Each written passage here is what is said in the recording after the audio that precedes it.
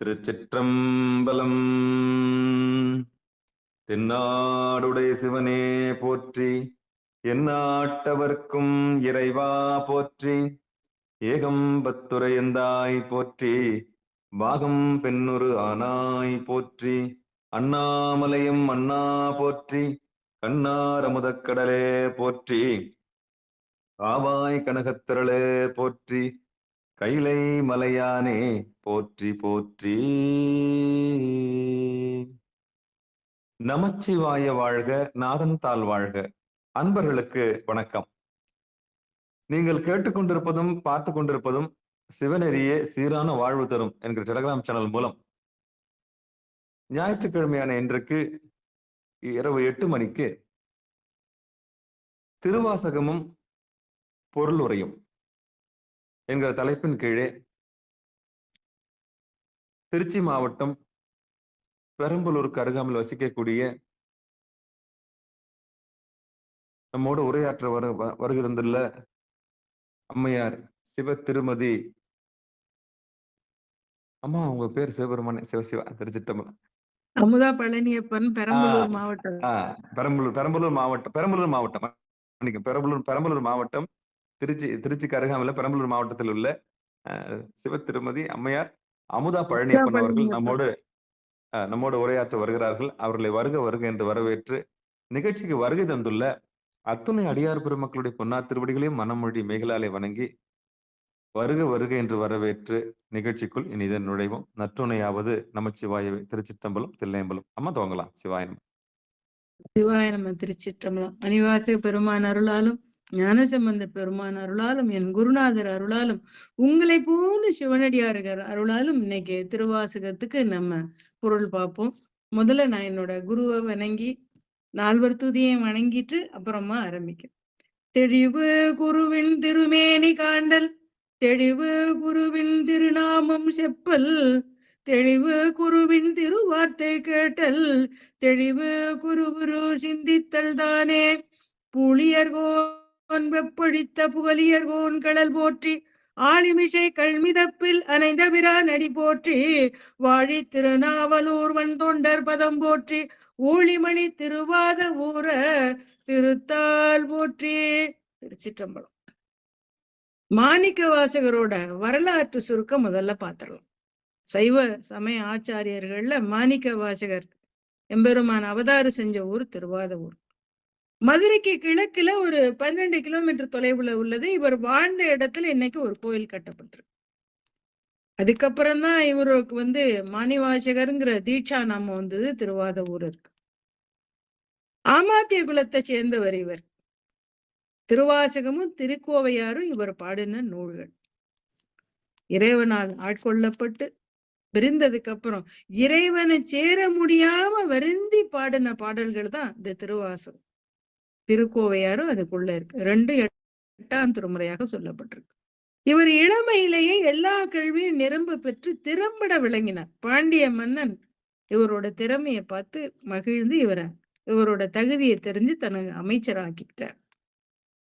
பாண்டியன் சொல்லப்பட்டதுனால பாண்டியன் ஏவலால பெரும் பொருள் கொண்டு குதிரை வாங்குறதுக்காக கீழக்கரைக்கு போறார். கீழக்கரைக்கு அப்ப வழியில திருப்புறந்தைக்கு அந்த வழியில முன்னால் செஞ்ச தவத்தின் பயனாக எம்பெருமானாங்க ஞானாசிரிய கோலத்தோட அங்க குருந்த மரத்து அடியில அடியார்கள் புடைசூழ இருக்க. எப்படி சொல்லுவாங்கல்ல, காந்தம் இரும்ப தன் வசம் இழுக்கிற மாதிரி குருவடிவா காட்சி தந்த இந்த எம்பெருமான பார்த்த உடனே அவர் கிட்டக்க போறாரு. அவரால் உபதேசமும் பெறார். சீரார் பிறந்துரையில் எளிவந்து இறங்கி எண்ணெறிய எண்ணருளால் அழிவந்த அந்தனனை பாடுதுங்கான் அம்மானேன்னு பாடுறாருன்னு அதுல இருந்து நம்ம தெரிஞ்சுக்கலாம். எம்பெருமான் ஆட்கொண்டதுக்கு அப்புறம் நீ தில்லைக்கு வருகன்னு சொல்லிட்டு மறைஞ்சிடுற. ஆட்கொள்ளப்பட்டப்ப தன்னை மறந்த நிலையில இருந்தாரு மணிவாசகர். நமக்குன்னு ஒரு செயல் இல்லாம எல்லாம் அவர் செயலாவே இருந்தார். கொண்டு வந்த பொருள் எல்லாம் அடியார்களுக்கும் கோவில் கட்ட பணியும் ஆயிப்போச்சு. இதை ஆட்கள் மூலமா தெரிஞ்சு இவன் கோபத்தோட அவருக்கு ஒரு ஓலை அனுப்புறான். உடனே குதிரைகள் மதுரைக்கு ஆணி மூலத்துல வரும்னு சொல்லிடுவார். போயிடுங்கன்னு வந்த ஆளை அனுப்பிச்சாச்சு. திரும்ப மதுரைக்கு வந்து அந்த அடியார்கள்லாம் சொல்லிட்டாங்க, சேவர்கள்லாம் ஆனி மூலத்துல குதிரை வரும். குறித்த நாள்ல குதிரை வரல. உடனே பாண்டியனுக்கு கோவம் வந்து அவரை சிறையில அடைச்சிட்டார். அப்ப எம்பெருமானே தன்னுடைய தேவகணங்கள்ல பாகர்களாகவும் தானே குதிரை சேவகனா, குதிரை சாத்தானா வர்றார்.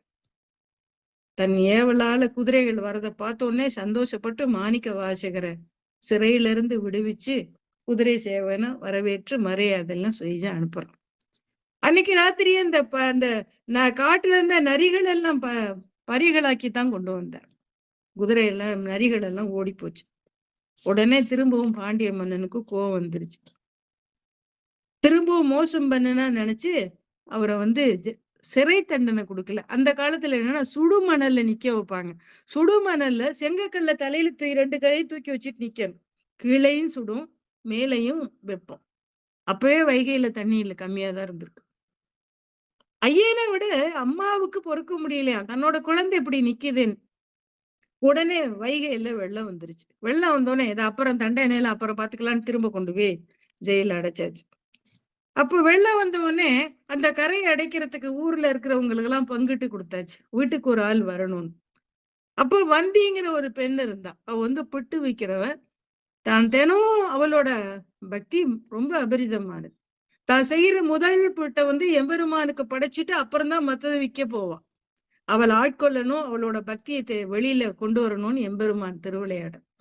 அதனால வந்து கூலிக்கு ஆள் வேணுமான்னு கூவிட்டு வர்றாரு, வந்திக்கு ஆளாவும் வர்றாரு. அன்னைக்கு எங்க அவ செஞ்ச புட்டெல்லாம் உடைஞ்சு போச்சு. அவ என்கிட்ட உனக்கு கூலி கொடுக்க பணம் இல்லைன்னு சொன்னப்ப அவரு சொல்றாரு, நீ உடைஞ்ச புட்டை மட்டும் கொடு. அப்படி அந்த புட்டை சாப்பிட்டு கூலி வேலையும் ஒழுங்கா செய்யல, ஆடலும் பாடலுமா வந்து வேலையில கருத்து இல்லாம பொழுத போக்கணும்னு அவன் உடனே வந்து அடிக்கிறான். அதுதான் சொல்றாரு, கண் சுமந்த நெற்றி கடவுள் களிமதுரை மண் சுமந்து கூறி கொண்டு அக்கோலால் மொத்துண்டு புன் சுமந்த பொன்மேனி பாடுதுங்கான் அம்மானேன்னு சொல்றார். பின்னாடி பாடுவார். பெருமான் வந்திக்கு முக்தி அழிச்சு மறைஞ்சிட்டார். அதுக்கப்புறம் மணிவாசக பெருமானுக்காக நிறைய குதிரை ஆக்குனதும் வைகையில நீரை பெருக செஞ்சதும் மண் சுமந்த பிறம்படிப்பட்டதே உணர்ந்த பாண்டியன் ரொம்ப மனம் வருந்தி மணிவாசகருக்கு வேண்டிய உபச்சாரங்களை எல்லாம் பண்ணி அவருக்கு பிரியாவிட கொடுத்து அனுப்புறார். பெருமான பிரிஞ்சதுக்கு அப்புறம் தான் படக்கூடிய துயரை எண்ணி அழுகிறார். அப்படி அழுது பாடின பகுதிதான் அந்த திருச்சதகம். அடிகளார பெருமான் அருளால அங்கிருந்து உத்தரகோசைக்கும் அங்கே வர்றாரு. அங்கேயும் தனியா இருக்க முடியலேன்னு பாடுறாரு, நீத்தல் விண்ணப்பம் பாடுறாரு. தெங்குலவு சோலை திரு உத்தரகோசம் அங்கை தங்குலவு சோதி தனியுருவ மந்தருளின்னு பாடுறாரு. அங்கேயும் அவருக்கு காட்சி கிடைக்குது. தில்லைக்கு வருகிற வாக்குப்படி வழியில பல தலங்களை வணங்கி திருவடை மருதூருக்கு வர்றாரு. அங்கேயும் பாடுறார், பொந்தை பரவி நாம் பூவள்ளி கோயோமோன்னு பாடுவார். இப்படி ஒவ்வொரு ஊரா வங்கி வர்றாரு. அதன் கடைசியில திருக்கழுகுன்றத்தை அடைகிறாரு. அங்கேயும் எம்பெருமான உள்ள குருவடிவுல காட்சி கிடைக்குது. அதான் சொல்ற, காணனா திருக்கோலம் நீ வந்து காட்டினாய் கழு குன்றிலேன்னு பாடுறாரு. இறுதியா தில்லைக்கு வர்றாரு. அங்க தங்கி இருக்கிற நாள்ல அந்த இலங்கை அரசன் தன்னுடைய ஊமை பெண்ணையும் அங்க இருக்க பௌத்தர்களும், அதாவது சமணத்தை பரவணும்னு கோபத்தோட வர்றான், இவரையும் சமணத்துக்கு ஆட்படுத்தணும். அப்ப ஊமை பெண்ணையும் பேச வச்சு புத்தரையும் அந்த மன்னனையும் சைவனாக்கினார்.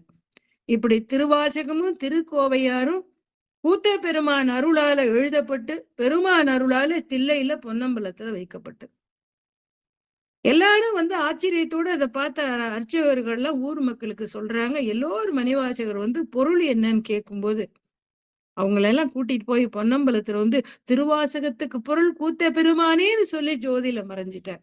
மறைந்த நாள் ஆணி மாதம் மக நட்சத்திரம். அப்பேற்பட்ட எம்பெருமான நம்ம நினைக்கிறதும் சொல்லுவதுமே புண்ணியம். இப்ப நம்ம இந்த சிவபுராணத்தை பார்ப்போம்.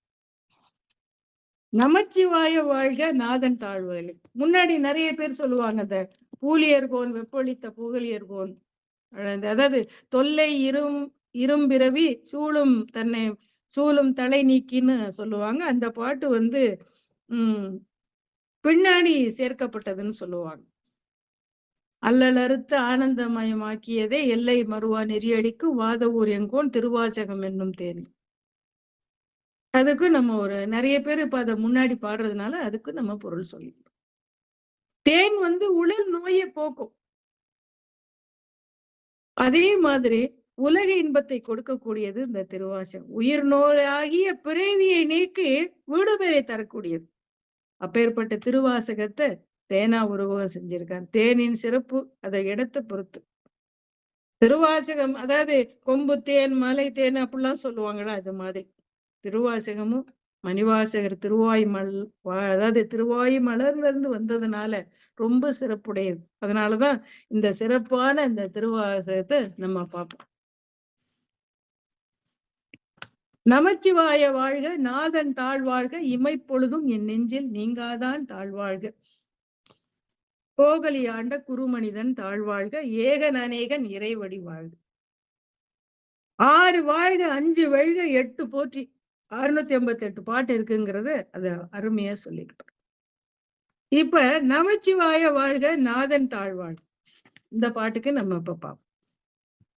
நாபரூபம் கடந்த எம்பெருமானுடைய இறை அனுபவத்தை பெற்ற நம்முடைய பெரும் அருளாளர்கள்லாம், அதாவது அருவம் உருவம் அருவுருவம் அத்தனையும் கடந்தவன். அப்ப ஏன் ஒரு பேர் வச்சாங்க, ஒரு உருவம் வச்சாங்கன்னா, அதாவது எல்லா பொருள்களிலும் எல்லா இடத்திலும் எம்பெருமான் நீக்கமர நிறைந்திருக்க கூடியவன்.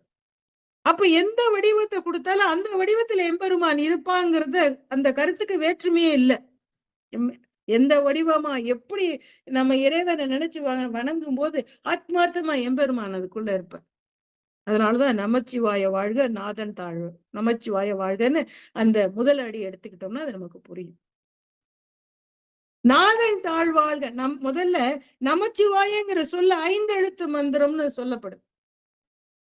இத மந்திர வாழ்கை மணிவாசகர் சொன்னாருன்னு நமக்கு ஒரு உண்மை தெரியும். இந்த சொல்லினால அவர் மந்திரத்தை சொல்லல, இறைவனையே சொல்லியிருக்கார். வாழ்ந்து சிந்தித்தோம்னா நமச்சிவாயன்னு சொல்லும் போது அந்த ஒளி வடிவத்தை மட்டும் மணிவாசகர் சொன்னாரு, அதே இறைவனா நினைச்சு சொன்னாருன்னு தெரியும். ஓசை ஒலியெல்லாம் ஆனாய் நீய, உலகுக்கு ஒருவனாய் நின்றாய் நீன்னு நாவுக்கரசர் பெருமான் சொல்றாரு இல்லையா? அது மாதிரிதான் சொல்லும் பொருளும் என நடமாடும் துணைவரிடம் புல்லும் பரிமள பூங்கொடியன்னு அபிராமி அந்த அதுல அவர் பட்டர் சொல்ற மாதிரி.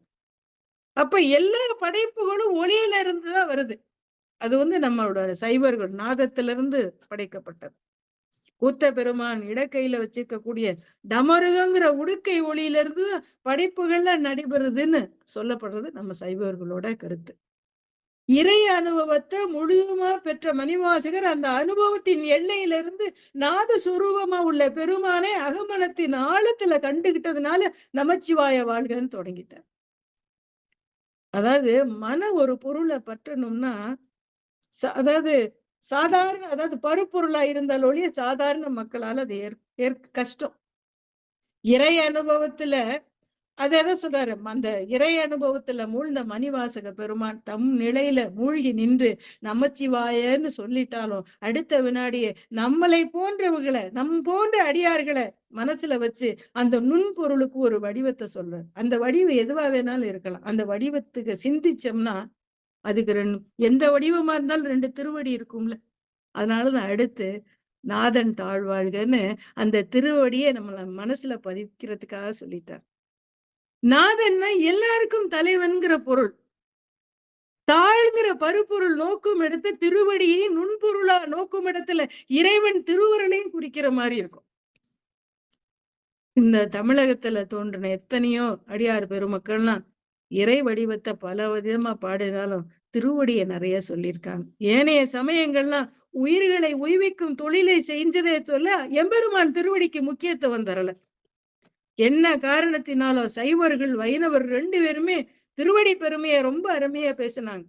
பந்தங்கள்ல இருந்து ஆன்மா இறுதியா சென்று சேரக்கூடியோட எம்பெருமானுடைய திருவடி நிழலேங்கிறத சைவமும் வைணவமும் அருமையா சொல்லியிருக்கு.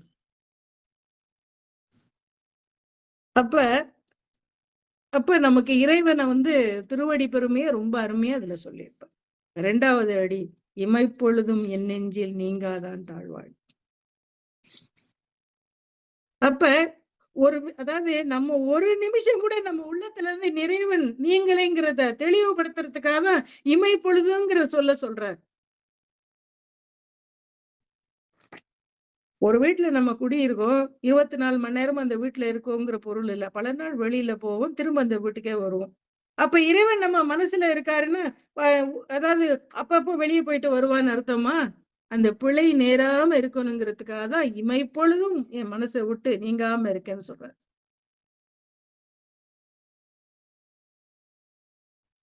நெஞ்சில இருந்து நீங்காம இருக்கிறதுக்கு அது எம்பெருமானோட இயல்பு. சொல்லுவோம்ல, ஒரு விலை உயர்ந்த, அதாவது ஏன் ஏன் அப்படி சொல்லியிருக்காரு அப்படின்னா, அன்றாட அனுபவத்துல நம்ம இதை தெரிஞ்சுக்கலாம். ஒரு விலை உயர்ந்த ஒரு பொருளை தவறுதலா வச்சுட்டு அது மேல வேற ஏதேதோ போட்டுருவோம். அதுக்கு அடியில அந்த விலை உயர்ந்த பொருள் போயிடும். மேல என்னென்னமோ பொருள்கள்லாம் அதுல என்ன காரணத்தினால மேல சேரிக்கும், குப்பை குளம் மாதிரி. அப்ப அதுக்கு அடியில விலை உயர்ந்த பொருள் இல்லைன்னு சொல்ல முடியுமா? அது மாதிரி உயிருக்கு உயிரா நெஞ்சில் இருக்கக்கூடிய பரம்பரையில நம்ம தெரிஞ்சுக்கலைனாலும் புறமனசில் 60 குற்றங்கள் இதுக்கெல்லாம் ஆணவன்கிற குப்பைகள்லாம் உள்ள இருந்தாலும் உள்ளே இருக்கிற எம்பெருமான் குடியிருக்கிறாங்கிறத நம்ம கட்டாயம் உணர முடியும். எம்பெருமான் உள்ளேதான் இருக்க.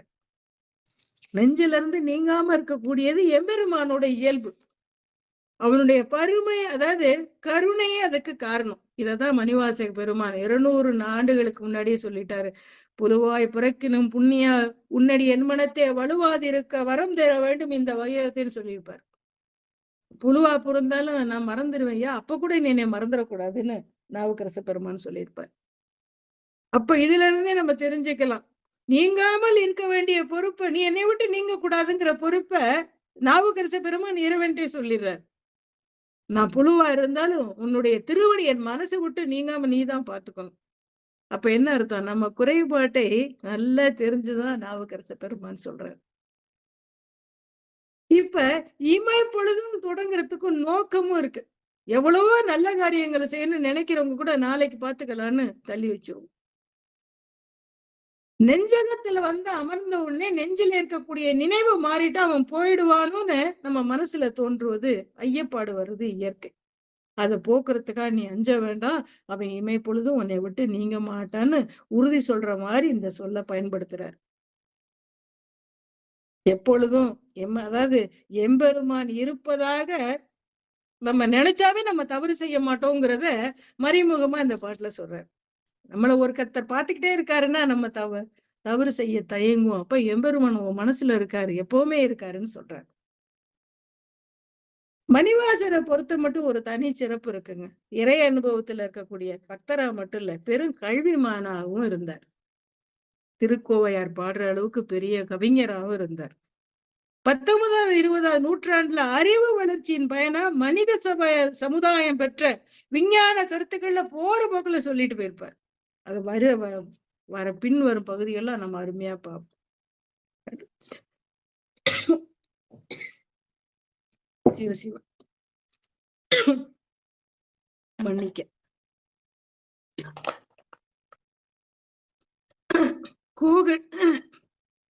கோகலி ஆண்ட குறுமனிதன் தாழ்வாழி 3வது அடியில திருப்பெருந்துறையில தம்மை ஆட்கொண்ட எம்பெருமான பத்தி ரொம்ப அருமையா சொல்லியிருப்பார். குருவை வாழ்த்தி சொல்லியிருப்பார். ஆகமம் ஆகி நின்று அன்னிப்பான் தாழ்வாழ்க, ஏகன் அநேகன் இறைவனின் அடி வாழ்கன்னு சொல்லியிருப்பார். பொதுவா ஆகமத்தை பத்தி சொல்லியிருப்பார் பாருங்க.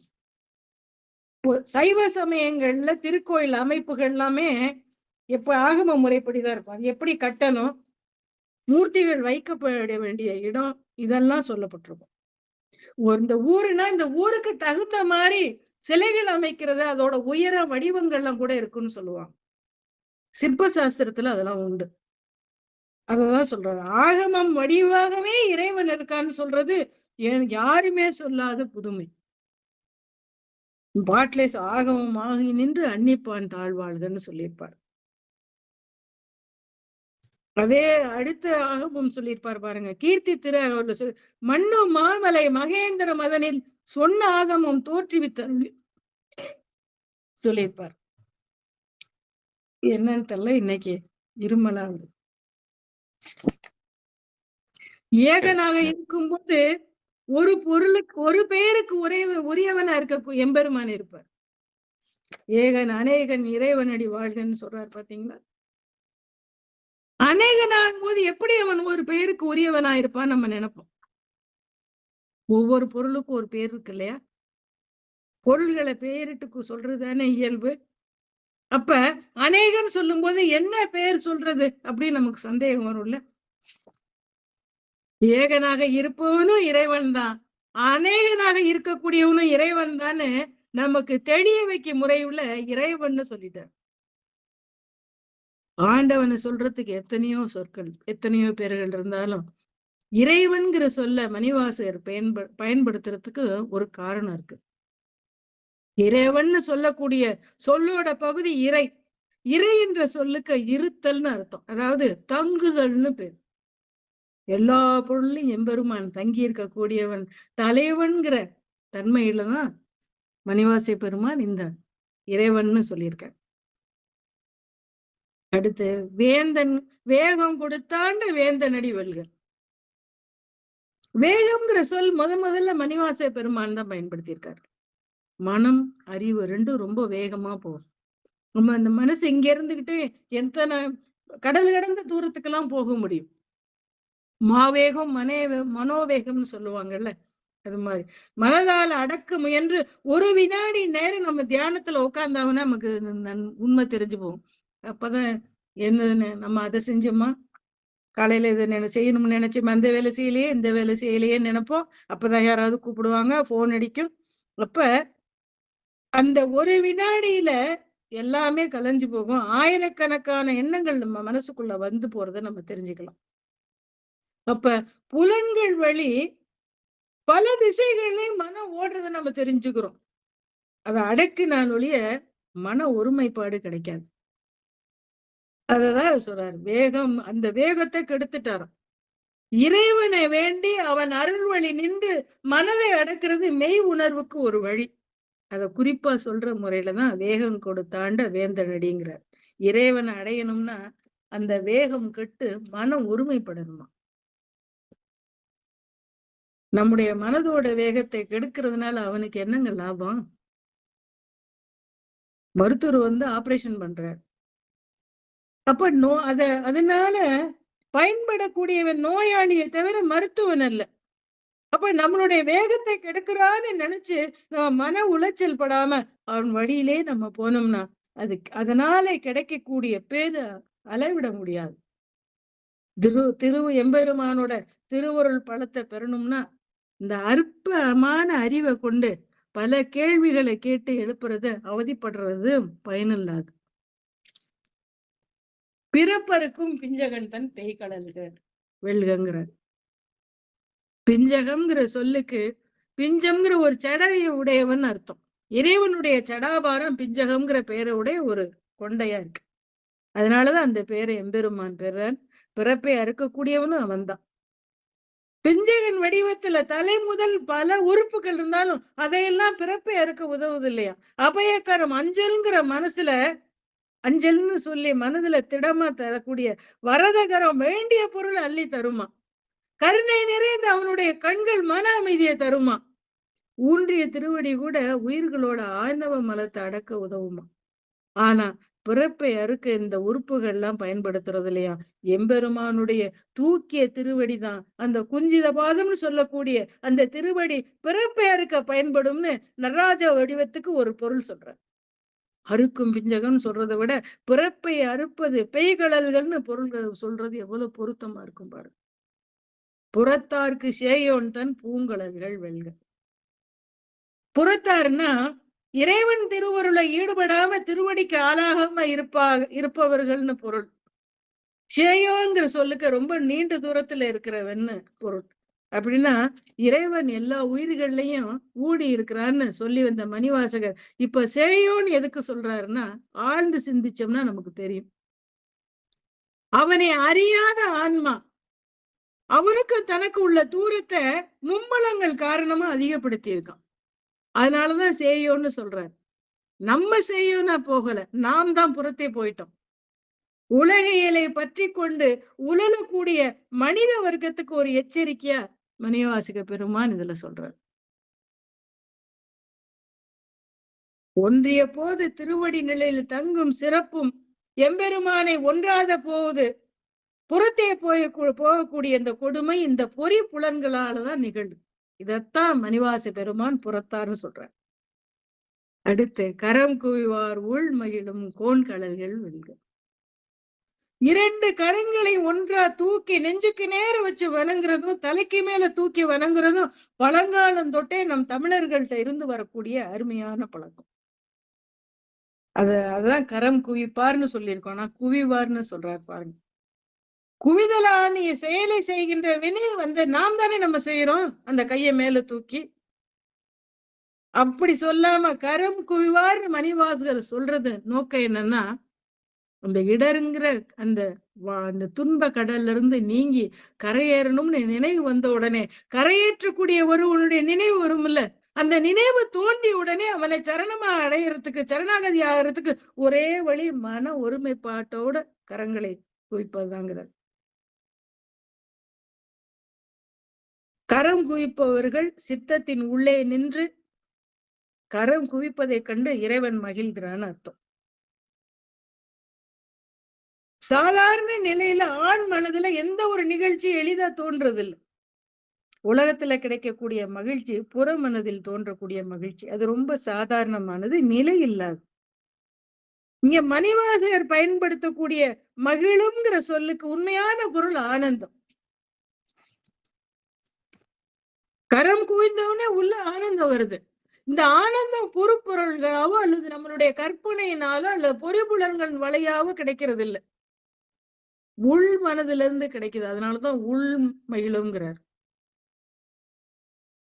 அந்த செயல் உள்ளே ஆனந்தத்தை உண்டாக்குறது.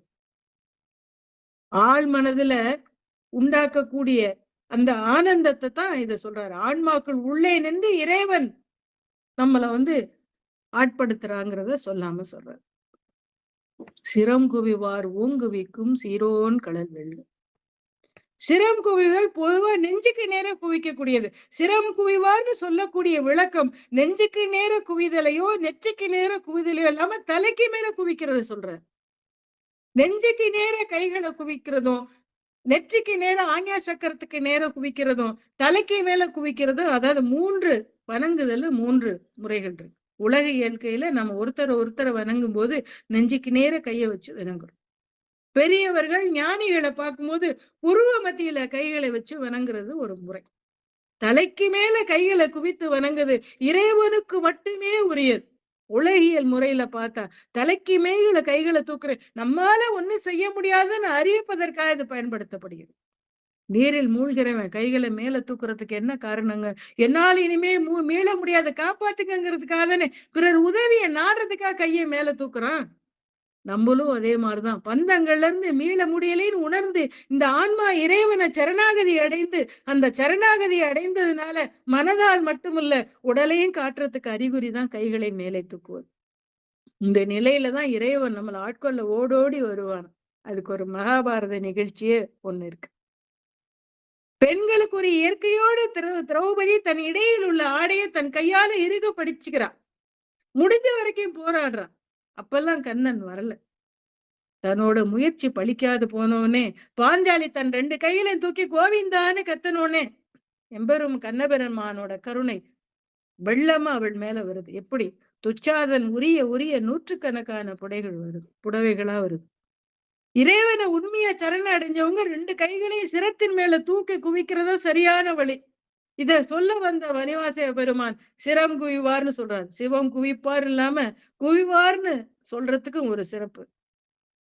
மனசுல நினைச்சு கைகளை குவிப்பது முழுவதும் பக்குவம் அடைந்த உயிர்களின் செயல். தான்கிற நினைவின்றி தன் முயற்சி இல்லாம இறைவனை அடையக்கூடியதான் இங்க சொல்றாரு. ஓங்குவிக்கும்னு ஒரு சொல் இருக்கு. நீரில் மூழ்கிறவன் தன் முயற்சியால மீள முடியாதுன்னு நினைச்சு கைகளை தூக்குற மாதிரி தூக்கணும்னே கரையில இருக்கிறவங்களும் அவனை கரையேற்றுவாங்க. அதே மாதிரி பிறவி பெருங்கடல்ல ஆழ்ந்து கொண்டிருக்கக்கூடியவனை வேற வழியே நீ உணர்ந்து உன் திருவடியே சரணம்னு மனம் ஒளி மெய்களால் வணங்க அந்த வினாடியை சிரத்தின் மேல் கைகள் குவிய அவர்களை பிறவி கடல்ல இருந்து தூக்குறானா இறைவன். எவ்வளவு அருமையா மணிவாச பெருமான் சொல்றார். அடுத்து ஈசனடி போற்றி, எந்தை அடி போற்றி, தேசனடி போற்றி, சிவன் சேவடி போற்றி, நேயத்தேன் என்ற நிமலனடி போற்றி, மாய பிறப்பெருக்கும் மன்னனடி போற்றி, சீரார் பெருந்துரை நம் தேவனடி போற்றி. முதல்ல நாதன் தாள்கள் வாழ்கங்கிறதுல தொடங்கி தேவனடி போற்றின்னு சொல்ற வரைக்கும் 15 அடிகள்ல திருவடி பெருமையே பேசுறார். ஒவ்வொருத்தர் வாழ்க்கையிலும் எத்தனையோ சந்தர்ப்பங்கள்ல இறைவன் துணையை நம்ம நாடுறோம். அவ்வப்போது அந்த திருவருள் துணையா வந்து துயரத்தை போக்குது, மகிழ்ச்சியை நமக்கு தருது. ஒவ்வொருத்தர் வாழ்க்கையிலையும் வாழ்நாள் முழுவதும் துயரத்தை போக்குவதற்கும் அமைதியை தருவதற்கும் இறுதியா வீடுவரை தருவதற்கும் காரணமா இருக்கக்கூடிய வியாதி எம்பெருமானோட திருவருள் ஒன்றேதான். அப்படின்னா பிறவிதோறும் வரக்கூடிய துன்பங்களை நீக்கி இந்த ஆன்மாவை மேலும் மேலும் உயர்த்தி சென்று இறுதியா வீடு பெற தரக்கூடிய திருவருளை ஒரு தடவைக்கு என்னங்க 15 தடவை என்னங்க, எத்தனை தடவை வேணாம் திருவடி வாழ்க வெல்கன்னு நம்ம சொல்லிக்கிட்டே இருக்கலாமே. அடுத்து ஆறாத இன்பம் அருளும் மழை போற்றிங்கிறார். இன்பம் தின்பம் ரெண்டுக்கும் ஒரு இயல்பு இருக்கு. ஒரு குறிப்பிட்ட அளவுக்கு பேரு அதுக்கப்புறம் அதுவும் சலிச்சிரும், இன்பமும் சலிக்கும். அமிழ்தமா இருந்தாலும் ஒரு குறிப்பிட்ட சமயத்துல அது தெவிட்டத்தான் செய்யும். ஆனால் இறைவன் தருகின்ற இன்பம் ஆனந்தம் ஆறாத இன்பம்ங்கிறார்ல, அது தெவிட்டாததாய் குறையாதாய் என்றும் இருக்கிறதுனாலதான் ஆறாத இன்பம்னு சொல்றார். அன்புக்கு மேல அருள் ஒண்ணு இருக்கு, அது நமக்கு தெரிஞ்சுக்கும். பல சமயங்கள்ல அன்பு தோன்ற காரணம் இரத்த பாசம் அல்லது அவங்க செஞ்ச நலன்கள். அவ எனக்கு இந்த சமயத்துல உதவி செஞ்சான், ஆனா அது செய்யணும்னு நினைச்சு அந்த ஒரு பாசம், உடன்பிறப்புங்கிற இரத்த பாசம். ஆனா அருளை பொறுத்த மட்டும் எந்தவித தொடர்பு இல்லாதவங்க பால் தகுதி பற்றி ஆராயாம கொடுக்கக்கூடியது. இந்த உயிர்கள் எல்லாம் இறைவனால படைக்கப்பட்டது. தனு கரண போன போகங்கள் எல்லாம் இந்த உயிர்களை அனுபவிக்குது. இந்த பொருள்கள்லாம் அவன் தந்ததுன்னு நினைவு கொஞ்சம் கூட இல்லாம நிறைய பேர் வாழ்றாங்க. என்னமோ தானே தன்னோட முயற்சியால படைச்சுக்கிட்டதா நினைக்கிறவங்களும் உண்டு. அததான் தெரிஞ்சுக்கணும். அததான் இங்க சொல்றார். பொருள்களை பெற்று விட்டால் மட்டும் இன்பம் கிடைக்காது அப்படிங்கிற கருத்தை ஆறாத இன்பம்னு நம்முடைய தகுதியை பாராமல் இறைவன் அருளக்கூடிய அருளை சொல்றார்.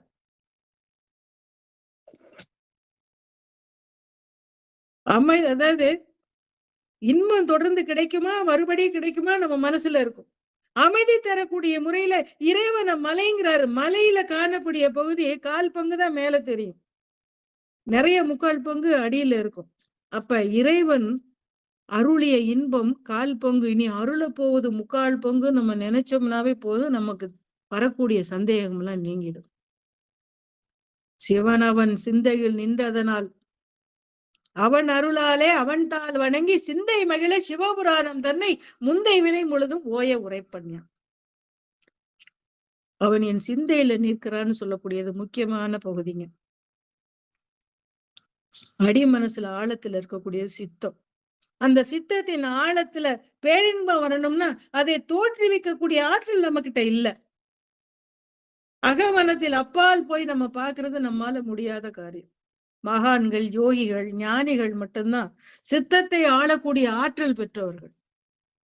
அந்த ஆழமான சித்தத்தின் அடிப்பகுதியில நிலைத்த பேரின்பம் இருக்கிறதா மணிவாசக பெருமான் சொல்றார். என் சிந்தையில் தோன்று அதனால சொல்றார். சிவன் அவன் என் சிந்தையில் நின்றதனால் அவன் அருளாலே அவன் தாழ் வணங்கி சிந்தை மகிழ சிவபுராணம் தன்னை முந்தைய வினை முழுதும் ஓய உரைப்பான்கிற பகுதியில என்ன சொல்ல போறாருன்னா, சிவபுராணத்தை சொல்லணும்னு நினைச்சேன், சொல்ல தொடங்கினேன். சொல்றாரு, என்ன அதிசயம், சொல்ல உரைக்க உரைக்க என் புறமனம் மகிழ்ந்தது, அகமனம் மகிழ்ந்தது, சித்தத்தின் மேல் பகுதி மகிழ்ந்தது, சித்தத்தின் அடிப்பகுதியும் மகிழ்ந்தது. இந்த அனுபவம் எப்படி வந்ததுன்னு கேட்கறதுக்கு விடை சொல்ற மாதிரி அவன் நீ சிந்தையில நின்றதுனால அத்தனை எனக்கு கிடைச்சிச்சாங்கிறார். சிந்தையில நின்றான்னு சொல்றதுனால திருவடிக்கு சம்பந்தம் இருக்குல்ல, அதுதான் சிவபுராணத்தை உரைக்க முடியுதுங்கிறார். சிவபுராணத்தை சொல்றதுனால உடனடி பலனை என்ன, ஆனந்தம் கிடைக்குது. அது மட்டும் இல்ல, நீண்ட கால பலன் ஒண்ணு இருக்கு. அது என்ன பயன்னா, முந்தை வினை முழுதும் போயிடுச்சுட்டார். முந்தை வினை முழுதும் ஓய உரைப்பண்யான்ட்டார். அப்ப என்ன அர்த்தம், சஞ்சீதம் பிராரர்த்தம்னு வரக்கூடிய இந்த பிறப்பெடுத்ததுனால வரக்கூடிய ஆகாமியம் நம்ம பிறக்கும் போதே சஞ்சிதம்னு ஒரு மூட்டை இருக்கும். முழுசும் கொடுத்தா தாங்க மாட்டான்னு கொஞ்சோண்டு கொடுத்து அனுப்புவார். நம்ம பிறக்கும் போது நம்ம செய்யக்கூடிய பிராப்தம்ங்கிறாங்கல்ல, கொஞ்சம் தான் வருவோம். கொஞ்சம் வினைகளோட கொண்டு வருவோம். வந்த பிறப்புல நம்ம எல்லாம் என்ன செய்யறோமா? இல்ல. எத்தனையோ மனதாலேயோ நம்ம அறிஞ்சோ அறியாம நிறைய வினைகள் நமக்கு வரும். அதுதான் ஆகாமி. நீ இத சொன்னீங்கன்னா சிவபுராணம் சொன்னா வரக்கூடிய இந்த மேல் வினைகள் உனக்கு வராதுன்னு சொல்லாம சொல்ற. அது மட்டும் இல்ல, முந்தைய வினைகளும் போயிடும்ட்ட. அப்ப இறைவனுடைய பெருமையை சொல்ல தொடங்கிட்டா சிந்தை மகிழ்வும் உடனடி பயனாகிய வினை கழிவும் நீண்ட கால பயனும் ஏற்படுறதா மணிவாசகர் இதுல கருத்தை நமக்கு முன்வைக்கிறார். அந்த சுவை காரணமா மனதுல மகிழ்ச்சி ஏற்படுது. தேன் மருந்தாகி நோயை குணப்படுத்துற மாதிரி தேன் போல இருக்கக்கூடிய இறைவனுடைய பெருமையும், அதை உண்ட இறைவன் பெருமையை அதை உண்பது எப்படின்னா, தேனை உண்டா எப்படி நம்ம சுவையை நம்ம அனுபவிப்போமோ உணர்வோமோ அப்படி அதே மாதிரிதான் இறைவன் பெருமையை பேசுறதுன்னு சொல்றார். அடுத்து அதாவது இறைவனை சரணாகதி அடைஞ்சாவே போதும் அப்படிங்கிறத சொல்லாம சொல்லிட்டு அடுத்துறார். சிந்தை மகிழ சிவபுராணம் தன்னை முந்தை வினை முழுதும் ஓய உரைப்பன் நான் சொல்றேன். உரைப்பன் யான்னு சொல்லக்கூடிய 2 சொற்களை நம்ம பார்க்கணும்.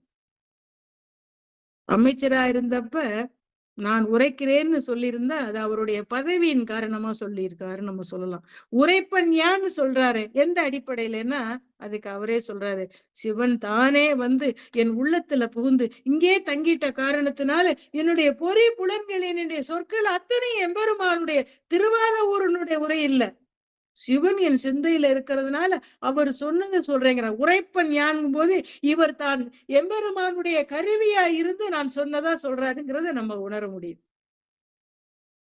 வினை ஓய்ந்து போனதுனால சிவபுராணம் சொன்னாரா அல்லது சிவபுராணத்தை சொன்னதுனால வினை ஓய்ந்ததான்னு வினாக்களுக்கு விடை காணம் தேடணும்னா ஒரு அற்புதமான ஒரு பொருள் கிடைக்கும். மணிவாசரை பொறுத்ததுக்கு அப்புறம் மட்டும் நம்ம ஆராய்ச்சி பண்ணோம்னா, உருவா வந்து திருவடி பட்ட உடனே அவருடைய வினைகள் எல்லாம் போயிடுச்சு. ஓய்ந்ததுனாலதான் சிவபுராணத்தை உரைப்பன்கிறாரு. ஏனையோர்ல நமக்காக நம்ம பொறுத்த மட்டும் நமக்காக நம்மளுடைய வினைகள் எல்லாம் ஓய வேண்டிதான் சிவபுராணத்தை உரைப்பருங்கிறார். நமக்காக சொல்லப்பட்டதுதான் அதை நம்ம தெரிஞ்சுக்கணும். கண்ணுதலான் தன் கருணை கண்காட்ட வந்தெய்தி எண்ணுதற்கு எட்டா எழிலார் கடல் இறைஞ்சு விண்ணிறைந்து மண்ணிறைந்து மிக்காய் விளங்கோழியாய் எண்ணிறந்து எல்லை இல்லாதான் என் பெருஞ்சீர் பொல்லா வினையேன் பூதமாறு ஒன்றறியங்கிறார். சிந்தையில நின்ற காரணத்தினால சொன்ன அனுபவ நிலை வேறு. முதல்ல சொன்னது இந்த 5 அடிகளுக்கு முன்னாடி சொல்லப்பட்டதுக்கு நிறைய வித்தியாசம் இருக்கும். அங்கே உரைப்பண்ண சொன்ன அனுபவ நிலை வேறு, இந்த அடிகள்ல சொல்லப்பட்ட அனுபவ நிலை நல்லா பாத்தீங்கன்னா தெரிஞ்சு. அடிகளாருக்கு திடீர்னு அந்த எம்பெருமான் வந்து காட்சி கொடுக்கிறாரு. அத்தனை அனுபவமும் அவரை விட்டு மறைஞ்சிட்டார் தீட்சை கொடுத்துட்டு. எண்ணுதற்கு எட்டார் எழிலார் கடலை கற்பனை கட்டாத திருவடியை திருப்பெருந்துறையில நேரில் கண்டு வணங்கி தம்மை மறந்து தம் நாமம் கெட்டார் மணிவாசகர். இப்ப அவர் இல்ல, அவருடைய மனம் சிந்திக்க தொடங்கு. எந்த தகுதி பற்றி அந்த திருவடிகள் தமக்கு காட்சி தந்தன, காட்சி தந்தது மட்டுமல்ல அதை தொட்டு இறைஞ்சு வாய்ப்பு கிடைச்சது, இதுக்கு என்ன தகுதி நம்மகிட்ட இருக்குன்னு யோசிக்கிறார். நினைக்க தம்முடைய சிறுமையும் அந்த திருவடியின் பெருமையும் மனசுல வருது. இறுதி அவருக்கு விடை கிடைக்குதான். திருவடி காட்சி நமக்கு தந்தது நம் தகுதி நோக்கி அல்ல, கண்ணுதலான் தன் அளப்பரிய கருணை காரணமாக, எம்பெருமானின் அளப்பரிய கருணை காரணமாக எண்ணுதற்கு எட்டாத திருவடிகளை திருப்பெருந்துறையில உருவா வந்து காட்சி கொடுத்தான்னு உணர்றார். எவ்வளவு அருமையா சொல்றாரு பாருங்க. எண்ணுதற்கு எட்டாத அவனுடைய எழிலார் கடலே மணிவாசகர் ஊன கண்களுக்கு காட்டவேங்கிற பொருள் தெரிஞ்சுக்கலாம். இப்ப அவனுடைய பெருமையும் தம்முடைய சிறுமையும் ஒப்பு நோக்கி பார்க்கிறார். விண்ணிறைந்து மண்ணிறைந்து விளக்காயிருந்த அவனுடைய பெருமையை எண்ணிறந்து எல்லை இல்லாதானேன்னு 2 தொடர்களை சொல்றாரு பாருங்க. எண்ணிறந்துன்னா ரொம்ப பார்க்க வேண்டியது. 1 2 1000 சொல்லிக்கிட்டே போகலாம். இன்ஃபினிட்டின்னு சொல்லுவாங்கல்ல இன்றைய விஞ்ஞானத்துல. அததான் எப்படி அருமையா ஒரு இன்ஃபினிட்டின்னு சொல்லக்கூடிய சொல்ல தரும். இந்த அற்புத சொல்லத்தான் சொல்றாரு மணிவாசகர். என் இறந்துங்கிறார். எல்லை இல்லாதானேன்னு அடுத்து எல்லை இந்த பரப்பளவு சொல்லக்கூடிய இன்னைக்கு இத்தனை சதுர கிலோமீட்டர் அந்த பரப்பளவேனா கடந்தவனா எம்பெருமான். அதான் எல்லை இல்லாதானேங்கிறார். பெருமானோட சிறப்பை என் எல்லை ரெண்டாலையும் இவ்வளவுதான்னு கலக்க முடியாது, சொல்ல முடியாது. அத சொல்லத்தான் எம்பெருமானுடைய இன்ன வடிவம் இன்ன நாமம் இன்ன வண்ணம்னு சொல்ல முடியாதவன். அதனாலதான் என் இறந்து எல்லை இல்லாதானேன்னு சொல்றேன். அடுத்து புல்லாகி பூடாகி புழுவாகி மரமாகி பல்வெரிஷமாகி பறவையாய் பாம்பாய் கல்லாய் மனிதராய் பேயாய் கணங்களாய் வல்லசுரராகி முனிவராய் தேவராய் செல்லா நின்ற தாவர சங்கமத்துள் எல்லா பிறப்பும் பிறந்திழைத்தேன் எம்பெருமாங்கிற. 19ஆம் நூற்றாண்டுல விஞ்ஞானம் வளர்ந்த காலத்துல வேறுபட்ட இந்த உயிரினங்கள்ல தோன்றக்கூடிய உறவு முறை இருக்குமோன்னு ஐயா வரும். அதனை ஆராய முற்பட்டு அந்த உலக புகழ் பெற்றவர் இந்த டார்வின்கிற விஞ்ஞானி. கூறுதல் அறம்னு சொல்லுவாங்க, தெரபி ஆஃப் எவாலுவேஷன் சொல்லுவாங்கல்ல, அந்த சித்தாந்தத்தை சொல்றாரு. ஒரு இனம் நல்லா வளர்ச்சி அடைந்த நிலையில திடீர்னு அந்த இனமே அழிஞ்சு போய் மற்றொரு இனம் வரும். அந்த உடற்கூறு அமைப்புல மீன், ஆமை, பாம்பு இப்படி வரிசைப்படுத்தி அந்த இனங்கள் காலங்காலமா எப்படி ஒண்ணுல இருந்து ஒண்ணு வந்துச்சுன்னு ஆராய்ந்தார். அவர் காலத்துல அதுக்கு எதிர்ப்பும் மறுப்பும் வந்தது. ஆனா தமிழகத்தை பொறுத்த வரைக்கும் பழங்காலம் தொட்ட இந்த மாறுபட்ட உயிர்கள்ல இருக்கக்கூடிய உறவு முறை தமிழர்களால கண்டறியப்பட்டிருந்தது. அழிவில்லாத உயிர் கூறுதல் முறை ஒவ்வொரு உடம்புக்குள்ளேயும் புகுந்து தோன்றி வளர்ந்து அழிந்து மற்றொரு உடம்புல புகுந்துச்சுங்கிறது தமிழர்களுடைய கருத்து. இந்த உயிரினங்களுக்குள்ள அந்தர்யாமியா இறைவன் உரைகிறான்ங்கிற கருத்தை சைவர்களும் வைணவர்களும் அது சொல்லியிருப்பாங்க. அதுக்கு ஞான சம்பந்தர் கூட சொல்லியிருப்பார் பாருங்க. உரை சேரும் 84 100,000 யோனி வேதம் நிறை சேர படைத்து அவற்றின் உயிருக்கு ஆங்கே நின்றான் கோயில். 84 லட்சம் வேறுபட்ட உடல்களோட வாழ்ந்ததுங்கிறதை இந்த உயிரினங்கள் அத்தனையும் படைத்து அந்த உடம்புக்குள்ள இருக்கக்கூடிய உயிர்கள்ல இறைவன் உயிரா இருக்கான்னு சொல்றாரு. அப்ப இந்த கருத்து நம்ம நாட்டுல பழமையானதுதான். திருஞான சம்பந்தர் காலத்துக்கு பல நூற்றாண்டுகளுக்கு முன்னாடியே தோன்றின புராணங்கள்ல கூட திருமால் எடுத்த பல அவதாரங்கள் பேசப்பட்டிருக்கு. மீன், ஆமை, வராகம், நரசிம்மம், வாமனன்கிற முறையில பல வகையில பேசப்பட்டதை நம்ம பார்த்திருக்கோம். அந்த அவதாரங்கள் வரிசை கிரமத்தை நம்ம யோசிச்சு பார்த்தோம்னா கூறுதல் அறுத்து இந்த நாட்டவர்கள் என்னைக்கோ சொல்லிட்டாங்கன்னு நமக்கு தெரியும். 8ஆம் நூற்றாண்டுல வந்த இந்த மணிவாசகர் ஒரு மாபெரும் விஞ்ஞானிங்கிறத முதல்ல நம்ம தெரிஞ்சுக்கிறோம். இந்த சிவபுராணத்துல காணக்கூடிய இந்த 28 31 அடிகள் வரைக்கும் 26ல இருந்து 31 வரைக்கும் உள்ள அடிகள் ஓசை நயத்தை வச்சு வரிசைப்படுத்தியுள்ள அமைப்பை மாத்திக்கிட்டோம்னா இந்த கூடுதல் அறத்தை மணிவாசகர் எப்படி பேசுறாருன்னு தெரிஞ்சுக்கலாம். கல்லாய் புல் பூடு மரம் புழு பாம்பு பறவைன்னு பல்வேறு வகைப்பட்ட மிருகமாய் மனிதராய் உயிர்கள் வளர்ச்சி அடைந்த முறைய வரிசையா சொல்றார். ஆழ்ந்து யோசிச்சோம்னா இன்னைக்கு விஞ்ஞானம் சொல்லக்கூடிய முறைகளை நம்ம தெரிஞ்சுக்க முடியும். இதுல கல்லுன்னு ஒரு வார்த்தையை சொல்லியிருப்பார். நிறைய பேர் கல்லுன்னா கல்லாய்னா உலகத்துல இருக்கக்கூடிய கல்லு இல்ல, சைவ சித்தாந்தத்துல படானம்னு ஒரு முறை சொல்லுவாங்க. உயிர்கள் நிறைய தப்பு பண்ணிட்டா எம்பெருமான் என்ன பண்ணுவாராம், ஆசிரியர் நிறைய தப்பு பண்ணவங்களை கொஞ்ச நேரம் பேசிக்கிட்டே இருப்பான், சொல்லி சொல்லி பார்ப்பார். கடைசியில பெஞ்சு மேல நிலையில மத்தவங்க எல்லாம் உட்கார்ந்து இருக்கட்டும்னு ரொம்ப நேரம் நிக்க வச்சு அவன் தவறை உணர்ந்ததுக்கு அப்புறம் உட்கார சொல்லுவான். அது மாதிரி நம்ம செய்யப்பட்ட பாவங்கள் அதிகமா வினைத்தொகைகள் அதிகமா போச்சுன்னா ஒரு கல்லா போட்டுருவான். அது கடந்து அனுபவிச்சு அப்புறம் எம்பெருமான் கருணையினால திரும்ப உயிரா பிறக்கும். அதுதான் அந்த கல்லாய்ங்கிறது அர்த்தம். அடுத்து மும்மலங்கள்ல முக்கியமானது ஆணவ மலம். அதாவது அசுரரா வாழ்றத சொல்றாரு. அந்த ஆணவ மலம் விஸ்வரூபம் எடுக்கிறதுனால இரணியவனாகவும் சூரபத்மனாகவும் வாழக்கூடிய மனிதர்களை நம்ம இவங்களெல்லாம் உள்ளடக்குனதா வல்லசுரர்கள்னு சொல்றாரு மணிவாசக பெருமான். அதே மாதிரி மனிதராக பிறந்த சிலர் புலனடக்கத்தோடு சிவகாருண்ய உணர்வோடு மனிதாபிமான உணர்வோடு முனிவர்களை போன்ற வாழ்றதையும் நம்ம பார்க்கிறோம். அப்போ பொறி புலன்களை அடக்கி மனதை ஒருமுகப்படுத்தி உயிரிய தியானத்துல ஈடுபடக்கூடிய ஒருத்தனுக்கு அஷ்டமா சித்திகளும் சித்திக்கும். இந்த ஆற்றல்களை பெற்ற முனிவர்கள் சாதாரண மக்களை போல மக்களிடையே இருப்பாங்க அந்த காலத்துல. இப்ப இல்ல, இப்பெல்லாம் இப்பவும் இருப்பாங்க, நம்ம கண்ணுக்கு தெரியாம இருக்கும். மனித உடம்பு இருந்தாலும் அசுர குணம் படைச்சவங்களோட உடல் அழியும் போது திரும்ப அந்த உயிர் திரும்ப பிறப்பெடுக்கிற வரைக்கும் அது பேயா சூட்சும உடலோடு அலையுமா. பொறிவுலன்களை அடக்கி முனிவர்களா பரிணாமிக்கிறவங்க உடல் கூற்று திறந்ததுக்கு அப்புறம் திரும்ப பிறப்பெடுக்கிற வரைக்கும் இந்த இடைக்காலத்துல தேவர்களா சூட்சும உடலோட வாழ்வாங்களாம்.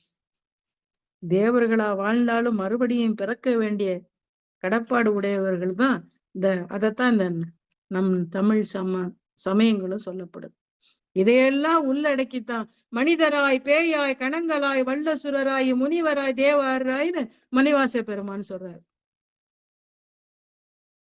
அடுத்த ஒரு கருத்து சொல்றாரு, செல்லா நின்ற இத்தாவர சங்கமத்துள் எல்லா பிறப்பும் பிறந்து இழைத்தேன் எம்பெருமான் சொல்றாருல. கல்லு மண்ணு மரம் போன்ற நிலையில்லாத பொருள்களையும் தாவரம் புழு பாம்பு மனிதராயின்னு இயங்கு நிலை பொருள்களை ஒன்றா கண்டு ஒரே ஆன்மாவா புல்லுல தொடங்கி மனிதன் வர வரைக்கும் சொல்ல வந்தவர் என்ன சொல்றாரு, எல்லா பிறப்பும் பிறந்து இழைச்சிட்டேன்னு சொல்றாரு. அப்ப இவ்வளவு எவ்வளவு பெரிய தத்துவத்தை ரொம்ப எளிமையா அழகா நமக்கு விளக்கிட்டு போயிட்டாரு பாருங்க. மெய்யே உன் பொன்னடிகள் கண்டின்று வீடுற்றேன் உயன் உள்ளத்தில் ஓங்காரமாய் நின்ற மெய்யா விமலா விடைப்பாக வேதங்கள் ஐயா என ஓங்கி ஆழ்ந்தகன்று நுண்ணியது. மெய்யே உன் பொன்னடிகள் கண்டு இன்று வீடுற்றேன் அப்படிங்கிற மெய்யேங்கிற சொல்லுக்கும் இன்றுங்கிற சொல்லும் நமக்கு நம்மளுடைய சிந்தனையில் தோன்றும். மணிவாச பெருமான் பருவுடலோட சேர்ந்துள்ள கண்களால எதிர்த்தாப்புல இருந்த குருவோட திருவடியை பார்த்து அடுத்த வினாடியே அவருடைய பசுக்கரங்கள்லாம் பதிகரணங்களா மாறி போச்சு. பசுன்னா மனித உடம்பு, பதினா இறைவு. மெய்யா கண்டேன்னு சொல்லிட்டாரு. அதனாலதான் இந்த காட்சி கிடைச்சதுக்கு அப்புறம் அடைய வேண்டியது இனிமே ஒண்ணும் இல்லையா, அதைத்தான் சொல்ற வீடு விட்டுறேன்ட்டார். இன்று வீடு விட்டுறேன் ஊர கண்கால புறத்தே உள்ள குருவை இறைவனா கண்ட காட்சி சொல்றார். இந்த காட்சி கிடைத்த ஒரே வினாடியில புறமனம் அகமனம் எல்லாத்தையும் கடந்து சித்தத்தின் மேல் பகுதியை கடந்து சித்தத்தின் உள்ள, அதாவது டீப்பர் கான்சியஸ்னஸ் சொல்லணும்னா உள்ள போய் தங்கிருச்சான். அதான் மெய்யேன்னு சொல்ல சத்திய சொரூபனேங்கிற பொருள்ல சொல்லிட்டார். மெய்யான இறைவனை சொல்றார். புறக்கண்ணால காண முடியாத அந்த காட்சி குருவின் மானிட, அதாவது நம்ம புறத்தோற்றத்துல மணிவாசகர் கண்ட காட்சி குருவோட மானிட வடிவ காட்சி. அந்த காட்சி சித்தத்துல தங்கும் போது மானிட வடிவத்துல தங்கலையாங்க. ஓங்காரம்ட்டார். உயன் உள்ளத்தில் ஓங்காரமாய்ங்கிறார். ஓங்காரம்னு சொன்ன உடனே அந்த ஓங்காரம்னு சொல்லக்கூடிய விமலன்னு ஒளி வடிவை சொல்றாரு. எல்லா ஒலிக்கு மூலமாக அமைந்த ஆதிநாதத்தை சொல்லிட்டார். ஓங்காரமாய் நின்ற எம்பெருமான் சத்திய வடிவினன் அழிவில்லாத உண்மை வடிவினன்னு சொல்றார். மெய்யா விமலா விடைப்பாக வேதங்கள் ஐயா என ஓங்கி ஆழ்ந்தகன்று நுண்ணியனேன்னு அடிகள்ல வர சொல்லுது. விடைப்பாகன்னு சொல்றது நாம ரூபம் கடந்த பரம்பொருளுக்கு சைவ சமயத்தார் கற்பித்த வடிவத்தை சொல்றார். ஓங்காரமான வடிவமா நின்னவன் அந்த புறநிலையிலிருந்து வேறுபட்டு உள்ள நினைக்கிறார். வேதம் அத சொல்லுவாங்கல்ல, வேதம் இறைவனை பற்றி சொல்ல தொடங்கி இதுதான் சொல்லி காட்ட முடியலையா, அது நினைவுக்கு வந்துருச்சான். வேதம் தன் அளவுல கட்டுப்படுத்த முடியல எம்பெருமான். அதான் ஐயான்னு சொல்றாரு.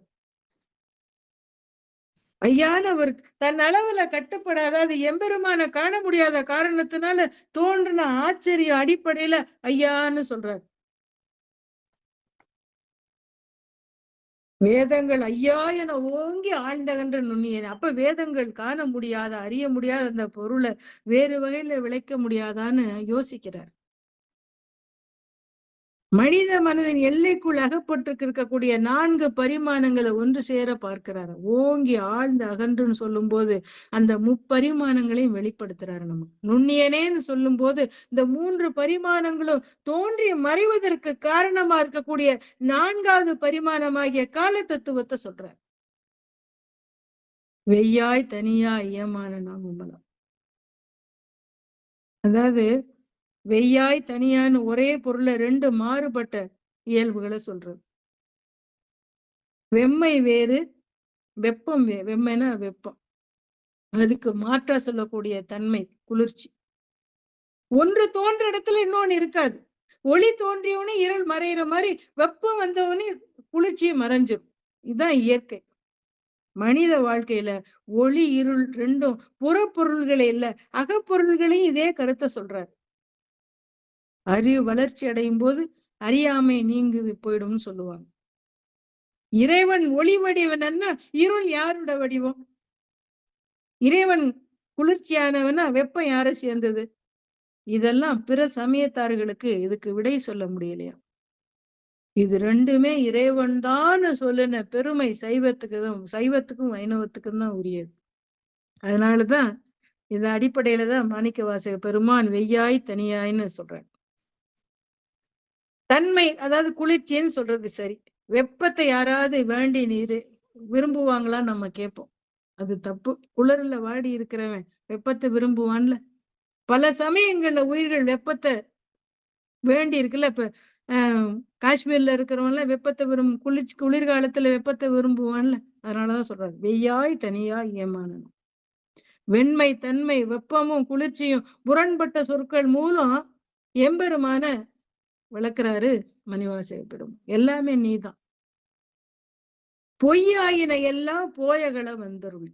அடுத்து பொய் மெய் ரெண்டையும் ஆழ்ந்து பார்த்தோம்னா இறையருள் கிடைக்கும் போது அந்த பொய் மெய்யின்னு ஆராய்ச்சி, அந்த அகங்காரம் போயிடுங்கிறார். எது பொய் எது மெய்யுங்கிறது அதை விட சிறப்பா போயகலன்னு சொல்றாரு பாருங்க. இறைவன் உள்ளத்துல புகுந்தோடனே தாமாம போயிடுமா. இதை விரட்ட யாரும் முயற்சி எடுத்துக்க வேணாமா. நாம முயற்சி எடுத்துக்க தேவையே இல்லையா. ஒளி வந்தோடனே இருள் தானால ஓடுற மாதிரி இறைவன் திருவடி சம்பந்தம் கிடைச்ச உடனே பொய்யாயின எல்லாம் போயகளை எல்லாம் சொல்லாம ஓடி போயிடுமா. இருள் எல்லாம் மறைஞ்சு போயிடுமா. அடுத்து மெஞ்ஞானமாகி மிளிர்கின்ற மிளிர்ச்சுடர். சுடருக்கு மிளிர்கின்றங்கிற அடையாளம் ஏன் கொடுக்கிறார்? எல்லா சுடரும் திரி எதையாவது ஒன்ன பற்றிட்டு தானே எரியும். தனியா எண்ணெயில திரி போட்டா தானே எரியும். திரிய பற்றி நிற்கும் சுடர் எரியும் போது திரி கருப்பா இருக்கும். அதை நம்ம பார்ப்போம். அதுக்குதான் சொல்றாரு சாதாரண சுடர்ல திரி வேறு சுடர் வேற இருக்கிற மாதிரி இறைவன் பற்றுக்கோடு இல்லாத சுடரா, மெஞ்ஞான சுடரா, மிளிர்கின்ற சுடராக மெஞ்ஞான சொரூபமான சுடரா இருக்காங்கிறார். அதுக்காக இந்த சொல்றாரு மெஞ்ஞானமாகி மிளிர்கின்ற மெய் சுடருன்ட்டார். எஞ்ஞானம் இல்லாதேன் இன்பப் பெருமான். இந்த நாட்டை பொறுத்த வரைக்கும் ஞானத்தாலதான் இறைவனை அடைய முடியும், உணர முடியும்ங்கிற கொள்கை நமக்கு என்ன மக்கள் மனசுல வலுப்பெறலையும். அறிவில் முதிர்ந்த நிலையாகிய ஞானத்தின் மூலம் இறைவனை அடைகிறத விட மனத்தின் உணர்வையே துணையாக கொண்டு அவனை அனுபவிக்கக்கூடியது ரொம்ப சிறப்பா. அந்த கொள்கையில நம்பிக்கை உடையவங்க, ஆழ்ந்த பற்று உடையவங்க பழம் தமிழர். இத மனசுல வச்சுக்கிட்டுதான் 6ஆம் நூற்றாண்டின் இடைப்பகுதியில வாழ்ந்த நாவுக்கரச பெருமானும் ஞானத்தால் தொழுவார் சில ஞானிகள், ஞானத்தால் தொழுவேன் உனை நாடலேன்னு சொல்லி இருக்கிறது சிந்தனைக்குரியது. அதனாலதான் எஞ்ஞானம் இல்லாதேன் இன்ப பெருமான். எந்த வகை ஞானம் இல்லாத எனக்கு இன்பத்தை தந்த பெருமானேங்கிறது. அஞ்ஞானம் தன்னை அகழ்விக்கும் நல்லறிவே ஆக்கம் அளவு அறுதி இல்லை, இறுதி இல்லை. அஞ்ஞானியாக இருந்தாலும் ஆழ்ந்த உணர்வோடு இறைவனிடத்துல ஈடுபடும் நேரடியான அனுபவம் கிடைச்ச உடனே அஞ்ஞானம் நீங்க பெறுவது ரொம்ப சாதாரண காரியம். இறை அனுபவம் கிடைச்ச உடனே தன்னால நல்லறிவு வந்து சேரும். இந்த அறிவும் அதன் முடிவான ஞானமும் பரஞானம் அபரஞானம், அதாவது ஞானமே 2 வகைப்படும், பரஞானம் அபரஞானம். அபரஞானம்ங்கிறது உலகியல் அறிவு, நம்ம வாழ்க்கையில பெற்ற அறிவுகள். பரஞானம்ங்கிறது அதெல்லாம் கடந்து நிற்கக்கூடிய பரம்பொருளை பற்றி தெரிந்து கொள்ளக்கூடிய அறிவு, இறைவனை பற்றி அறிந்து கொள்ளக்கூடிய அறிவு. அதாவது அதுக்கு திண்ணப்பர் வரலாறு, கண்ணப்பர் வரலாறுலே பார்க்கலாம். சிவாச்சாரியார் சாஸ்திரங்களை நிரம்ப படிச்சு அதன் மூலியமா வந்த அபரஞானம் உடையவர். எத்தனையோ வருஷம் காலத்தினாதன முறை தவறாம பூசை பண்ணக்கூடியவர். கண்ணப்பருக்கு காட்சி அளிக்கிற வரைக்கும் அவரை பார்த்தாரா இறைவனை? இல்ல. அவருடைய அபரஞானம் அதுக்கு இடையூறா இருந்துச்சு. எல்லாவற்றையும் கடந்து நின்ற இறைவன் ஒருவனை அறிவி கல்வியால காண முடியாது. அதனாலதான் அதாவது கண்ணப்பரை பொறுத்த வரைக்கும் அபரஞானமே இல்லாம 6 நாள்ல பரஞான பயன் முழுவதும் நிரம்ப பெற்ற. அதான் சொல்ற, நல்ல அறிவே ஆக்கம் அளவு அது இறுதி இல்லைங்கிறார். அப்போ ஒளிய கண்ட உடனே இருள் மறைகிற மாதிரி அறிவு விளக்கம் பெற்ற உடனே அஞ்ஞானம் மறைகிறது. அதனாலதான் அகழ்விக்கும் நல்லறிவேன்னு சொன்னதோட இறைவனையே தூய அறிவு வடிவானவன்னு மணிவாசக பெருமான் சொல்றார். அஞ்ஞானம் நீங்கின மெஞ்ஞான காட்சியில அறிவு சொரூபமாக உள்ள பரம்பொருளை காணும் போது என்ன ஆச்சரியம். அதனாலதான் சொல்றார், ஒரு நாள் தோன்றி ஒரு நாள் மறைகின்ற பொருள் அல்லன்னு அவருக்கு நினைவு வந்துருச்சான். அதனாலதான் ஆக்கம் அளவு இறுதி இல்லாயின்ட்டார் மணிவாசகர்.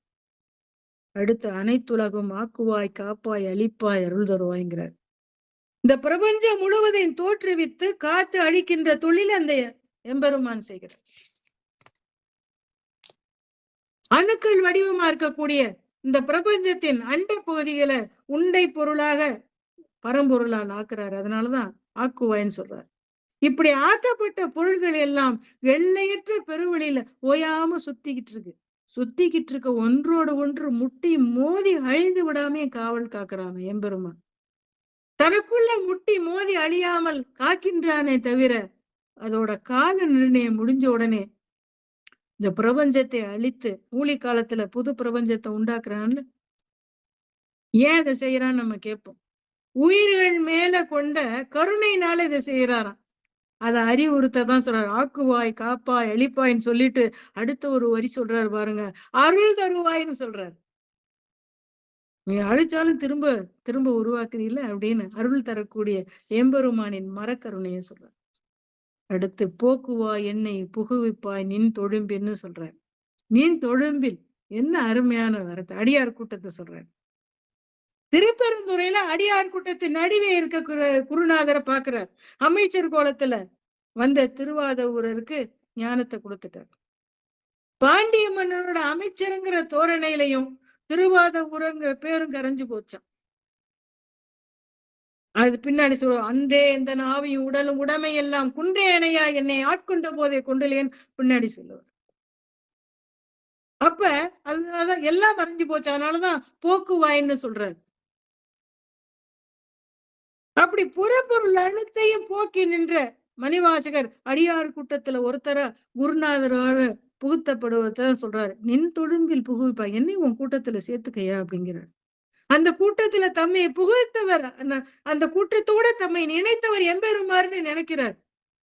புக வேண்டுங்கிற எண்ணம் தமக்கு இல்ல. தம்மை ஏற்றுக்கொண்ட எண்ணம் அந்த அடியார்களுக்கு இருந்திருக்க முடியாது. அப்ப அவர்களோடு ஒருத்தரா வந்த குருநாதர் தான் நம்மளை ஏத்துக்கிட்டாரு.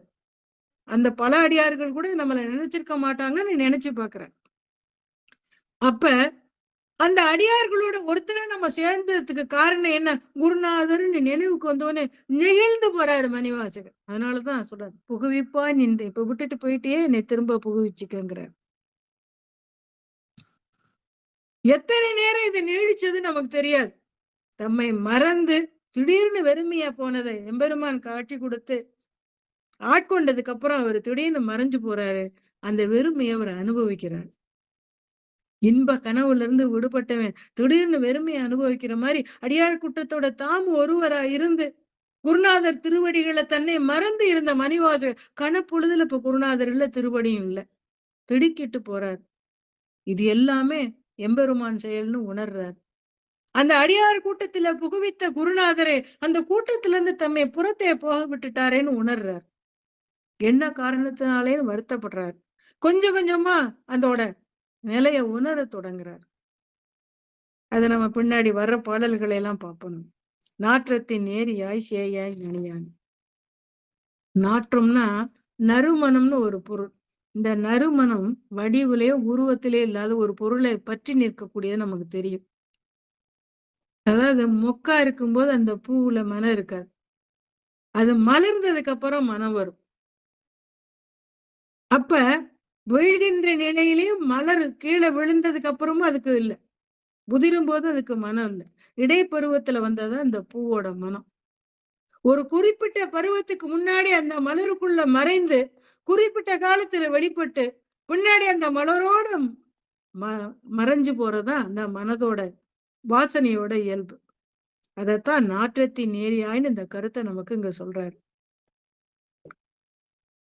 மலரில் மறைந்திருக்க மனம் போல எங்கேயோ போயிட்டாராம் எம்பெருமான், அனுபவத்தை கொடுத்துட்டு. அதனாலதான் நாற்றத்தின் நேரியாங்கிறார். தான் தொன்று தொட்டு அனுபவிக்கின்ற நிலையிலிருந்து திடீர்னு அவர் மறைஞ்சிட்டதுன்னா ஐயா எங்க போயிட்டேன்னு நினைச்சு அழுகிற நிலைக்கு வந்துட்டார். அதனாலதான் சேயாய்ங்கிறார். அகத்தே எம்பெருமான் புறத்தே காட்சி கொடுத்த குருநாதர் அகத்தே காட்சி கொடுக்கிறாருன்னா சேயான்னு நான் எங்கேயும் போகல, உன் உள்ளத்திலேதான் இருக்கேன், திரும்பி பாக்குறேன்னு சொல்றான். திரும்பி பாருன்னு சொல்ற மாதிரி ஆள் மனசுல அடியில காட்சி தர்றாராம். அதனாலதான் மணிவாசர் நனியானேங்கிறார். நாற்றத்தின் நேரியாய் சேயாய் நீ வெளியில இப்ப உள்ள வந்துட்ட நனியானேங்கிறார்.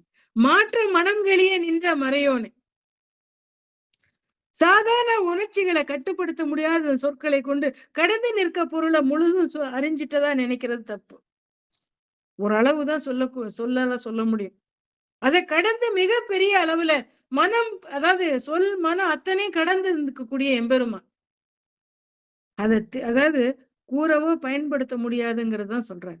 மாற்றம் மனம் கழிய நின்ற மறையோன்கிற சொல் முதற் பகுதியில மறைங்கிறது பிறர் அறிய தெரிய முடியாத மறைந்து விடுதல்ங்கிற ஒரு பொருளை குறிப்பா தர்றதுனால மறையோன்கிற சொல்லுக்கு மறைந்து நிற்பவன்கிற பொருளையும் நம்ம எடுத்துக்கலாம். எதிர்த்தாப்புல இருக்க ஒரு பொருளை பாக்குறோம், பாக்குறதோட இல்லாம அதை நுண்மையான பொருளை ஆராயும் ஆற்றல் நம்ம மனம். அது என்ன ஒரு பொருளை பார்த்தோம்னா இது எதால செய்யப்பட்டது, என்ன பொருள் நம்ம யோசிப்போம் இல்லையா, அது நம்மளுடைய அறிவு சார்ந்தது. அப்படி மனதால கூட ஏத்தாப்புல மறைஞ்சு போன இறைவனை காணவோ நினைக்கவோ சிந்திக்கவோ சொல்லான விளங்கவே முடியலையா. அந்த அடிப்படையில தான் சொல்றாரு பாருங்க. கறந்தவாள் கண்ணலோடு நெய் கலந்தார் போல சிறந்த அடியார் சிந்தையில் தேனூறி நின்று பிறந்த பிறப்பறுக்கும் எங்கள் பெருமானேங்கிற. கறக்கப்பட்ட பாலை இனிப்பு சுவையை தரக்கூடிய அந்த இனிப்பு சுவை நெய் இதெல்லாம் பேசப்படுது இல்ல. நெய் பாலுக்குள்ள இருக்கிற பொருள் தான். பாலோட சுவையை மிகுதிப்படுத்தணும்னா அந்த பாலோட கருப்பஞ்சாற்றையும் நெய்யையும் கலந்தா அந்த சுவை அதிகமாகும் இல்லையா. அததான் சொல்ற சிறந்தடியான்னு 2 சொற்கள்ல வகைய பிரிக்கிறார். கறந்த பால் கண்ணலோட கண்ணல்னா வெள்ளம் கலந்த மாதிரி நெய் கலந்தார் போல சிறந்த அடியார். சாதாரண மக்கள் பாலோட சுவையை உடனே அறியறதுக்கு உதவுறதுக்கு அதோட கலக்கப்பட்ட அந்த இனிப்பு சுவையும் நெய்யும், அது மாதிரி சிறந்த அடியார்களை இனங்காணுமாறு செய்வது அவர்கள் சிந்தனையில் தோன்றி அவர்கள் மூலம் தன்னை வெளிப்படுத்திக் கொள்கிறான் இறைவன்னு சொல்ற. பிறந்த பிறப்பருக்கும் எங்கள் பெரும். இந்த அடியில பிறந்த பிறப்புங்கிற சொற்கள் யாருடைய பிறப்பை சொல்றாருன்னு நம்ம சிந்திக்கணும். சிறந்த அடியாரா இருந்தாலும் இந்த உலகத்தில் வாழ்கின்றவர்கள் அப்படிங்கறதுதான் பிறந்த பிறப்புங்கிற சொல்றாரு. எத்தனை சிறந்த அடியாரம் தான் இப்ப ஒரு பிறப்பு எடுத்திருக்காருங்கிறத மறுக்க முடியாதுல்ல. தாம் எடுத்த பிறப்பை போக்கிக் கொள்ள அந்த அடியார் எந்த முயற்சியும் செய்யல. அதான் சொல்ற அவனை வணங்கும் வாய்ப்பு பெற்ற இந்த பிறவி வேண்டத்தக்கதுதான் நினைக்கக்கூடியவங்க தான் இவங்க. தான் எடுத்த பிறப்பை போக்கிக்கொள்ள அவர் முயலலையும். உயிர் வட்டத்துல இந்த அடியார்லாம் இனி ஒரு பிறப்பெடுத்து அடைய வேண்டியது ஒண்ணும் இல்ல, அவருடைய கடைசி பிறப்பை இறைவன் போக்குகிறான்ங்கிற கருத்துலதான் சிறந்த அடியார் பிறந்த பிறப்பை அறுக்கும் எங்கள் பெருமான்னு சொல்றார். அடுத்து ஒரு வாசகம், நிறங்கள் ஓர் 5உடையாள்னு சொல்லுவார். நிறங்கள் ஓர் 5உடையாய் அப்படின்னா விண்ணோர்கள் ஏத்த மறைந்திருந்தாய் எம்பெருமான். இறைவன் 5 பூதங்கள்ல இருக்காங்க. 5 பூதங்களுக்கு 5 நிறங்கள் இருக்கு. மண்ணுக்கு பொன்னிறமும், நீருக்கு வெண்மையும், நெருப்புக்கு செம்மையும், காற்றுக்கு கருமையும், வானுக்கு புகையும் சாத்திரம் சொல்லும். பொன்பார் புனல் வெண்மை பொங்கும் அனல் சிவப்பு வன்கால் கருமை வளர் வான் தூவம்னு சொல்லக்கூடியது உண்மை விளக்கம். இந்த 5 நிறங்களையும் 5 பூதங்களையும் இறைவன் இரண்டர கலந்திருக்கான. அதான் நிறங்கள் ஓர் ஐந்துடையாங்கிறார். படைத்தல் முதலாக 5 தொழிலையும் செய்யறதுக்கு 5 வடிவல் இருந்தாலும் அந்த 5 வடிவங்களா என்ன சொல்ல, பிரம்மா, விஷ்ணு, ருத்ரன், மகேஸ்வரன், சதாசிவன் சொல்லக்கூடிய வடிவம்.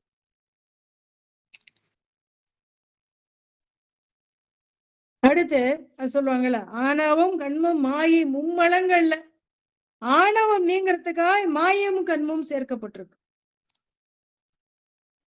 அததான் இந்த பாட்டுல நமக்கு சொல்றோம்.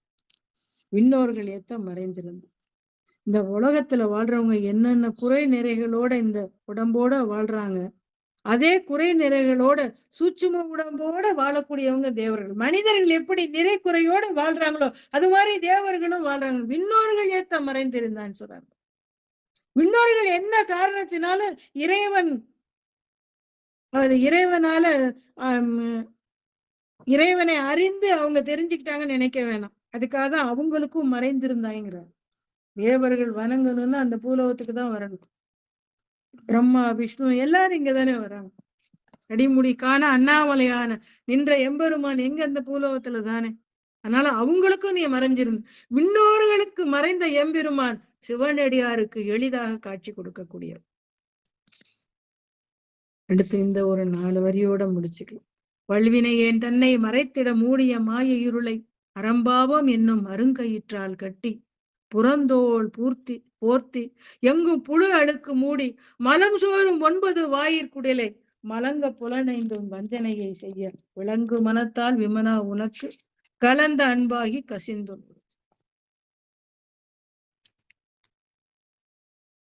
அதாவது அறியாமைங்கிற காரணத்தினால தன்னை மூடி இருக்கக்கூடிய இந்த மாயை இருள் அதிலிருந்து விடுபடக்கூடியதான் பிறவியோட நோக்கம். ஆனா அது உயிர்கள் சிந்திக்கிறதே இல்லை. இந்த ஆன்மாவுக்கு அந்த ஆன்மா ஒரு செயல்களை செய்து அதன் மூலம் முன்னேறக்கூடிய வாய்ப்பு இல்லாதனால கருணை உடையவனாகிய இறைவன் அந்த உடம்பை தரான். நம்ம செஞ்சக்கூடிய நல்வினை தீவினையின் பொருட்டுதான் நமக்கு உடம்பு ஏற்படும். அப்ப இந்த வினைகளை கழிக்கணும்னா உடம்பை கொடுத்து போய் நல்லது செஞ்சு இந்த ஊழ்வினையை கழிச்சிட்டு வான்னு கொடுத்தா நம்ம அதை செய்யறது இல்லையா. அதுக்குதான் சொல்றாரு, 9 துவாரங்கள் 9 துவாரங்களுடைய இந்த உடம்பு எலும்பு சதை இதனால நிரப்பப்பட்டார். வெளியே தெரியாதவன தோலால மூடி இருக்கான். அத சொல்ல வந்த மணிவாசகர் புழு அழுக்கு மூடின்னு சொல்றாரு. இறந்ததுக்கு அப்புறம் வெளியில வர புழுவை மட்டும் சொல்லலைங்க. உயிருள்ள உடம்பு கூட புழுவின் வடிவிலையும் கிருமி வடிவிலையும் கோடிக்கணக்கான உயிர்கள் இருக்கு. இன்னைக்கு விஞ்ஞானிகள் கூட அதை சொல்றாங்க. அது என்னைக்கோ தெரிஞ்ச மணிவாசகர் புழு அழுக்கு மூடிங்கிறார். இந்த உடம்பில் துணை கொண்டு ஆன்மா செய்யணும்னா பொறிபுலன்கள் ஆன்மா என்ன செய்யணும், நல்வினைகளை செய்யணும்னா பொறிபுலன்கள் உதவி தேவைப்படும். அந்த பொறிபுலன்கள் செயல்படாம இருந்தா எத்தனை வலிவுடையமா இருந்தாலும் உடம்பா இருந்தாலும் உடம்பு நடைப்பெணும் தானே. உயிர்கள் செயல்படணும்னா உடலுக்குள்ள பொறிபுலன்கள் தேவை, அறிவு தேவை. சடப்பொருளா இருந்தா ஒண்ணும் செய்ய முடியாது. அப்ப மனம்ங்கிற உடல்ல இருந்து பொறிபுலன்களை இயக்கக்கூடியது அந்த ஒரு மனம்ங்கிறது ஒரு பகுதி. உடலுக்குள்ள இருந்தாலும் இந்த உடலையும் அதோடு தொடர்புடைய பொறிபுலன்களையும் ஆட்டி படைத்து ஏவல் செய்யக்கூடிய இயல்பு இந்த மனசு. சொல்லுவாங்கல்ல, அந்த மனம் என்னென்ன செய்யும் அத்தனையும் செய்யும். என்பதோல் பொறுத்த உடம்பு, அதுக்குள் 9 துவாரங்கள் 5 பொறிகள், அந்த பொறிகளின் வழிபடும் இந்த 5 புலன்கள், இது அனைத்தையும் ஆட்சி செய்யக்கூடியது மனம். ஒரு வரிசையா நம்ம சொல்லிக்கலாம். பொறிகளின் அதாவது அதன் வழிதான் நம்ம செய்யறோம். அது இல்லாம உணர்வு மனம் வழிபட்டுதான் நம்ம எல்லா செயலையும் செய்கிறோம். மனம் எதிலையும் நிலை இல்லாம இருந்தாலும் அதுல இருந்து பிறக்கக்கூடிய அன்புங்கிற உணர்வை வைத்து இந்த ஆன்மா முன்னேற முடியும். அதான் உடம்பு பொறி புலன்கள் மனம் அதோட அனுபவத்தை சொல்லிட்டு கலந்த அன்பாகி கசிந்துள் உருகுங்கிற. இந்த உடம்பு கொடுக்கப்பட்ட பயன் என்ன? அன்பை வளர்த்து இறையருளுக்கு ஆளாகணும். ஆனா அந்த புலன்கள் வஞ்சனை செஞ்ச காரணத்தினால விலங்கு மனம் ஆயிடுச்சான். இந்த மனம் கிடைச்சு ஒரு பயனையும் அதை அடையலையும். அதுதான் சொல்றாரு, கலந்த அன்பாகி கசிந்து உள்ளம் உருகணுமா. எப்படி உருகணும்? கண்ணப்பர் மாதிரி கண்ட உடனே அவருக்கு பார்த்த உடனே ஐயோ அவரை கல்லுன்னு நினைக்கல. ஐயோ எம்பெருமான் தனியா இருப்பாரு, இந்த காட்டுல கொடிய மிருகங்கள்லாம் இருக்குமே. நண்பன் கூப்பிடுறான், நாடன் வா போகலாம் கீழன். ஐயோ எம்பெருமான விட்டு நான் வர முடியாதுங்கிறார். அப்ப அன்பால எம்பெருமான ஆட்கொள்ளணுங்கிறதுதான். அன்பு ஒண்ணுதான் இறைவனை அடைய முடியும். அன்பே சிவம்னு நமக்கு முன்னாடி இருந்த சான்றோர்களா தான் சொல்லியிருக்காங்க. இன்றைய வகுப்பை இதோட முடிச்சுக்குவோம். அடுத்த ஞாயிற்றுக்கிழமை தொடருவோம். வந்திருந்த அனைத்து அடியார்கள் திருவடிகளை வணங்கி, வாய்ப்பு கொடுத்த இந்த சிகரம் தரும் உமையால் சேனலை வணங்கி விடைபெறுகிறேன். சிவாய நம. திருச்சிற்றம்பலம். நன்றிங்க. சிவாய நம. திருச்சிற்றம்பலம். தில்லையம்பலம். 5 நிமிடம் அதிகமா பேசியிருக்கீங்க. நற்றுணையாவது நமச்சிவாய. திருச்சிற்றம்பலம். தில்லையம்பலம். அன்பர்களுக்கு வணக்கம். நீங்கள் கேட்டுக்கொண்டிருந்ததும் பார்த்து கொண்டிருந்ததும் சிவநெறியே சீரான வாழ்வு தரும் என்கிற டெலிகிராம் சேனல் மூலம் ஞாயிற்றுக்கிழமையாக இன்றைக்கு இரவு 8 மணிக்கு திருவாசகமும் பொருளுரையும் என்கிற தலைப்பின் கீழே நம்ம எல்லாம் திருவாசக தேனிலே திளைக்க செய்த அம்மையார் சிவத்திருமதி அமுதா பழனியப்பன் அவருடைய பொற்பாதங்களையும் நிகழ்ச்சிக்கு வருகை தந்துள்ள அத்துணை அடியார் பெருமக்களுடைய பொன்னார் திருவடிகளையும் மனமொழி மெய்களாலே வணங்கி மனமார்ந்த நன்றிகளையும் தெரிவித்துக் கொண்டு இந்த நிகழ்ச்சி குறித்து உங்களுடைய கருத்துக்களை இங்க தற்போது தெரிவிக்கலாம். அம்மா, உங்களுக்கு நான் மனமார்ந்த நன்றி தெரிவிச்சுக்கிறேன். திருச்சிற்றம்பலம். தில்லையம்பலம். இடையில இருமல் வந்தது. சிவபெருமானே, நான் என்ன நினைச்சு பயந்துட்டேன் கொஞ்ச நேரம். நீங்க அம்மா இருக்காங்களா? சிவபெருமானே, சிவசிவா. இருக்கு. அதெல்லாம் ஒண்ணும் இல்ல. அதெல்லாம் எம்பெருமான் சொல்ல போகும்போது அவர் எந்த இடுவரையும் நமக்கு தர மாட்டாரு. கண்டிப்பா. சிவசிவா. ரொம்ப அது அருவி போல எடுத்து நீங்க ஏம்பிட்டீங்க. சித்தாந்த கருத்துக்களையும் இடையில நீங்க சொல்லி எங்களெல்லாம் அறிவு கண்ணையும் அன்பையும் திறக்க வச்சுட்டீங்க. சிவபெருமான், சிவசிவா. நன்றிங்க. அடியார் பெருமக்களுக்கு ஒரு விண்ணப்பம். நமச்சிவாய வாழ்கன்னு ஆரம்பிச்சு அம்மா இந்த கடைசி இன்னும் ஒரு 6 அம்மா எத்தனை லைன் இருக்குமா? இன்னும் 4 லைன் இருக்கு நினைக்கிறேன். I think. சிவபெருமான் கலந்த அன்பாகி கசிந்துள் உருகோட நம்ம முடிச்சிருக்கோம். அடுத்த வாரம் ஞாயிற்றுக்கிழமை இதனுடைய தொடர்ச்சி இருக்கும்னு பணிவா தெரிவிச்சுக்கிறோம். ஏதாவது கருத்து தெரிவிக்கணும்னு ஆசைப்படுறீங்களா அடியார் பெருமக்கள்? இந்த முதல் முறையா நம்ம சேனலுக்கு வந்திருக்காங்க அம்மா. அந்த லோகோ அதெல்லாம் பார்த்து நீங்க பயந்துடாதீங்க. இவ்வளவு அழகா பேசுறாங்கன்னு மட்டும் பாருங்க. எவ்வளவு அழகா எடுத்து ஏம்புறாங்கன்னு பாருங்க. யார் எங்க இருந்து பேசினாலும் உண்மை எங்க இருந்து வருதுன்னு நமக்கு ரொம்ப முக்கியம். யாராவது பேச துடிக்கிறீங்களா? இருக்க பட்டன் அழுத்துங்க. ராஜாராம் ஐயா வரீங்களா? வாங்க. வந்துட்டாங்க. சிவசிவா. திருச்சிட்டம். படப்பிலிருந்து, சென்னை படப்பிலிருந்து ராஜாராம் ஐயா வாங்க. சாமி பேசுங்க. நீங்க ஐயா சிவானமையா. ஐயா சிவானமையா, வணக்கம் ஐயா. வாங்க. அம்மா எனக்கு சிறப்பா சொன்னாங்க ஐயா. அருமையா இருந்தது. நம்மலாம் சைவ சித்தாந்தம் இப்பதான் நம்ம படிச்சிருக்கோம். அந்த இதோட இப்போ சிவபுராணத்தை நம்ம அணுகல. ஆனா அம்மா நானும் இதுவரையும் நான் அந்த மாதிரி யாரும் சொல்லல போவேன். இதுல நம்ம உண்மையை சொல்ல வேண்டியதான். நம்ம அப்படியே படிச்சுக்கிறோம், திருவாசகம் படிக்கிறோம், போறோம் வரோம், அப்படிதான் இருக்க முடியும். இந்த மாதிரி ஒரு சைவ சந்த இதோட எடுத்து சொல்லி அவங்க சொன்னது ரொம்ப எனக்கு ரொம்ப இன்ஸ்பிரேஷனா இருந்தது. நல்லா அப்புறம் ஞானம் பரஞானம், அதே மாதிரி ஆணவம் கண்மம் மாயை இதுல இருந்து எல்லாமே ஏற்பிச்சுட்டு அந்த சைவ சித்தாந்த கோட்பாடுல சொன்னாங்க. அழகா இருந்தது. அதே மாதிரி கண்ணப்பனுடையத ஒப்பது ஒரு அன்பின்மை கண்டவின், அதே மாதிரி அவங்க அந்த இதை பத்தி அவங்க அழகா கண்ணப்பனுடைய எப்படி ஆழ்ந்த அன்பை பத்தி சொன்னாங்க. நல்லா அருமையா இருந்ததுமா. இந்த திருவாசகத்துல முதல் பகுதி சிவபுராணம் கேட்கறதுக்கு ரொம்ப ரொம்ப இனிமையா இருந்தது. ரொம்ப அருமையா இருந்ததுமா. இது வாழ்த்துக்களம்மா. ரொம்ப நன்றி. இறைவனுக்கு இந்த சிகாரந்த ஐயாவுக்கு நன்றி சொல்லிக்கிறேன். அது ஐயா அடியான் உட்பட எல்லாமே மேல் அந்த நுனிப்புள்ளதான் மேய்வோம். திருவாசகம் முற்றுவதற்கு போவோம், பாடிட்டு வந்துருவோம். உண்மைதான் ஐயா. இது நமக்கு இவ்வளவு டெப்தா நான் கேட்டேன். அதாவது எனக்கு தெரிஞ்ச ஒரு வார்த்தையை சொல்லிடுறேன். மெய்யே 32வது வரி மெய்யே உன் பொன்னடிகள் கண்டு இந்த வீடுற்றே அப்படின்னு சொன்னதை வந்து எனக்கு தெரிஞ்ச மாப்போசி மதுரைக்காரர் அவர் என்ன சொல்லிருக்காருன்னா, அவர் வந்து பாத்தீங்கன்னா 32வது வயசுல வந்து அவர் ஜோதி ஆயிட்டாரு. அதைத்தான் அவங்க சொன்னாங்க, மெய்யே உன் பொன்னடிகள் கண்டு இந்த வீடுட்டாரு. ஆனா இவங்க சொன்ன அம்மா சொன்ன சைவ சித்தாந்தங்கள் என்டர்லி டிஃபரெண்டா இருந்தது.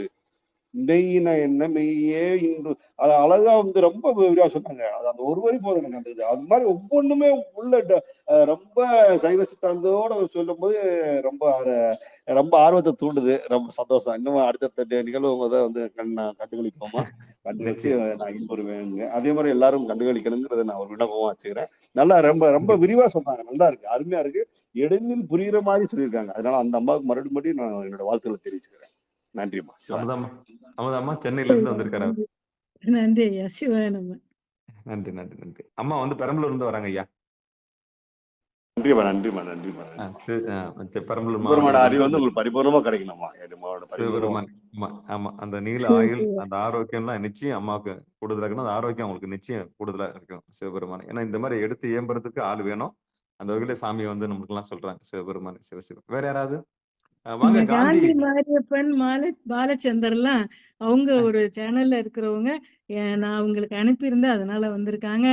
அவங்க எல்லாம் சென்னையில நிச்சயம். இருக்காரு பாலச்சந்திரன் ஐயா.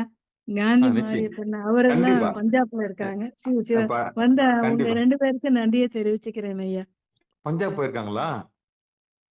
காந்தி வந்து பஞ்சாப்ல இருக்காரு. சரிங்க, சரிங்க, சரிங்க. இப்ப ஒண்ணும் இல்லைங்க. நீங்க பழ அடியாரோ, புத்த அடியாரோ, நீங்க வந்து இணைஞ்சிட்டீங்க. எல்லா அடியாரோடும் சேர்ந்து ஒரு அடியார் தான். எல்லாமே ஒரே தொழும்பின், நின் தொழும்பின்ற மாரி எல்லாம் தொழும்புக்குள்ள வந்துட்டோம். ஐயா காந்தி மாரியப்பன் ஐயா பேசுறீங்களா 2 வார்த்தை அம்மாகிட்ட? வாங்க பாலச்சந்திரன் ஐயா பேசுங்க. ஐயா சிவாய நம்ம மிக்க சிறப்பு வாங்க. ஐயா. அடைய அம்மா வந்து எல்லாமே சிறப்பா சொல்லுவாங்க. இது திருவாசகம் பொருளுரை வந்து ரொம்ப விளக்கமா சொன்னாங்க. ரொம்ப அடியேனும் புரிஞ்சு எல்லாரும் சுமார் இப்ப இது வரைக்கும் பொருள் பாடுவோம். ஏதோ ஒரு சில பொருளெல்லாம் தெரிஞ்சு பாடுவோம். ரொம்ப விவரமான கருத்துக்களை எடுத்து முன் வச்சாங்க. அடியேன் வந்து அவங்க திருவடி வணங்குகிறேன். ரொம்ப சிறப்பா சொல்லியிருக்காங்க. மிக்க மகிழ்ச்சி ஐயா. அனைவரும் ம். புரிஞ்சுக்கிற அளவுக்கு சொல்லியிருக்காங்க. ரொம்ப அந்த சிறப்பு ஐயா. குரலை உயர்த்தி பேசும்போது எனக்கு கொஞ்சம் பயமா இருக்கும். அம்மா திடீர்னு ரைஸ் ஆயிடுறாங்க. பேசும்போது திடீர்னு ரைஸ் ஆவாங்க. அந்த ரைஸ் ஆகும்போது எனக்கு கொஞ்சம் பயமா இருக்குது. அவங்க திடீர்னு ரைஸ் ஆகும்போதெல்லாம், அது உள்ள இருக்கிறத வெளிய சொல்லின்றதுக்காக ரைஸ் ஆகுறாங்க. பட் அது நல்லா இருக்கு. ஆழமா வந்து வெளிய சொல்லிடணுன்ற ஒரு பெரிய ஆழமான புரிதல் அவங்களுக்கு இருக்குது. எங்கள போல ஆளுங்கள்லாம் என்ன இப்படிலாம் அம்மா ஆக்ரோஷமா வந்துடுறாங்களே அப்படின்ற மாதிரி தோணும். ஆனா ஆக்ரோஷமா சொல்லிடணும். சொல்ல வந்தது சொல்லணும்னு சொல்லிடுறாங்க. அந்த விதத்துல உண்மையே பட்டவர்த்தனமா சொல்லிடுறாங்க. அந்த நன்றி. ஐயா நீங்க எங்க இருக்கீங்க சாமி? ஐயா நான் வந்து ஆவடியில இருக்கேன். அதான் கணநாதன் ஐயாலாம் இருக்கான் இல்லையா? அந்த இடத்துல இருக்கேன் ஐயா. ஆவடி பக்கத்துல ஒரு கிராமம் ஐயா. சென்னையில தான் சரிங்க. இருக்கேன். நன்றி சார். நன்றி, நன்றி. நிகழ்ச்சிக்கு வந்தமைக்கு நன்றி. அம்மா அழைத்து நீங்க வந்திருக்கீங்க. மனமார்ந்த ஆமாங்க நன்றிகளை ஐயா. தெரிவிச்சுக்கிறோம். நன்றி, சிவாய நன்றி. நம ஐயா. நீங்க நன்றி சாமி. சொன்னீங்கல்ல, வேகமா பேசுறேன். என்ன அறியாம வந்துரும். என்னோட தோழி கூட கேட்பாங்க. மாமி இருப்பாங்க. சாந்திரங்க சொல்லுவாங்க, "ஏன்டி திடீர்னு உன்னோட குரல் ஒசந்து போகுதுன்னு." எனக்கே தெரியல. என்ன அறியாம வந்துருவேன்னு. உள்ள எம்பெருமான பத்தி சொல்லணுங்கிற அந்த ஆக்ரோஷத்துல வருதா என்னன்னு தெரியல. என்ன அறியாம இறைவனால ஆட்கொள்ளப்பட்டு நான் சொல்லிருவேன்னு நெனைக்கிறேன். அத யாரும் சிவாய நம. தவறா ஆமாம். எடுத்துக்க வேண்டாம். இல்ல, இறைவன் இல்ல, தான் இல்லம்மா. இல்ல, ஆட்கொள்றாரு. இல்ல, இல்ல. கண்டிப்பாமா, கண்டிப்பா. ஏன்னா, இப்ப பொதுவா வந்து அறியாமையினால, ஆணவத்தினால குரல உயர்த்தி பேசுறவங்க இருக்காங்க. நான் ஓப்பனா சொல்றேன் நானு. ஏற்கனவே அடியேன் பகிர்ந்து கொள்கிறேன். ஒருத்தர் குரல வந்து உயர்த்தி பேசுறனாங்களே, அவங்க வந்து தன்மை இல்லாதவர்கள். இப்போ விம்மை தன்மையெல்லாம் பேசுனீங்க நீங்க. அப்போ குரல உயர்த்தி பேசுறனாங்களே, அவங்க இன்னும் புரிதலுக்கு வரல. இன்னும் ஆணவமலம் அவங்களுக்கு ரொம்ப கூடி போயிருக்கு. சத்தமா பேசினாலே சாதிச்சிடலாம்னு நினைக்கிறவங்க நெறைய பேர் இருக்காங்க. ஆனா, நீங்க சத்தமா பேசுறது எதுக்காக பேசுறீங்கன்னா, எம்பெருமான கொண்டு போய் சேர்க்கணுன்றதுக்காக பேசுறீங்க சாமி. ஆக நீங்க இறைக்கு தூதரா தான் வந்திருக்கீங்க. அந்த வகையில உங்க சத்தம் வந்து நல்ல சத்தம் தான். இந்த இது வந்து அந்த வகையை சார்ந்த சத்தம் இல்ல. சரிங்களா? சத்தத்தால சாதிக்க வேண்டிய ஆணவத்தால சாதிக்க வேண்டிய சத்தம் இல்ல. அந்த கூப்பாடு இல்ல. இது இறைவனுக்கு ஏற்பட்ட கூப்பாடு. அந்த வகையில அருமையான சத்தம், அருமையான ஒலி. எனக்கு என்னன்னா, உடல் ஆரோக்கியத்துக்காக தான் நான் நினைச்சேன். வேற ஒண்ணும் இல்லம்மா. நன்றிம்மா. நன்றிங்க. ஜி வேற ஐயா. யாராவது? சரி. ஆமாம்மா. ஆமா. ரொம்ப கண்டிப்பா. சிதம்பரம். சிவாய நம. நன்றி, சிறப்புமா. நன்றி. மிக்க சிறப்பு. நன்றி பாலச்சந்திரன் ஐயா. நன்றி, நன்றி. நன்றி நன்றி ராஜாராம் ஐயா. பாலா. நன்றி. வாங்க, வாங்க, வாங்க. ஆ வேற யாராவது? காந்தி காந்தி மாரியப்பன் புதுசா வந்திருக்கீங்க. 2 வார்த்தை பேசுறீங்களா பஞ்சாப்ல இருந்து? பேச முடியல. அவங்கள ஏதோ வேலையா இருப்பாங்கன்னு நெனைக்கிறேன். காரைக்கால் அம்மா வந்திருக்கிறாங்க. சிவா, சிவா. அம்மா வந்து எட்டி பார்த்தாங்கன்னு நினைக்கிறேன். முழுசா கேட்கல. நிகழ்ச்சி 2 வார்த்தை தான் கேட்டிருப்பாங்கன்னு நினைக்கிறேன். வாங்க. சிவாய நம சார். வாங்க, வாங்க, வாங்க, வாங்க, வாங்க. அம்மா கிட்ட பேசுங்க. வாங்க.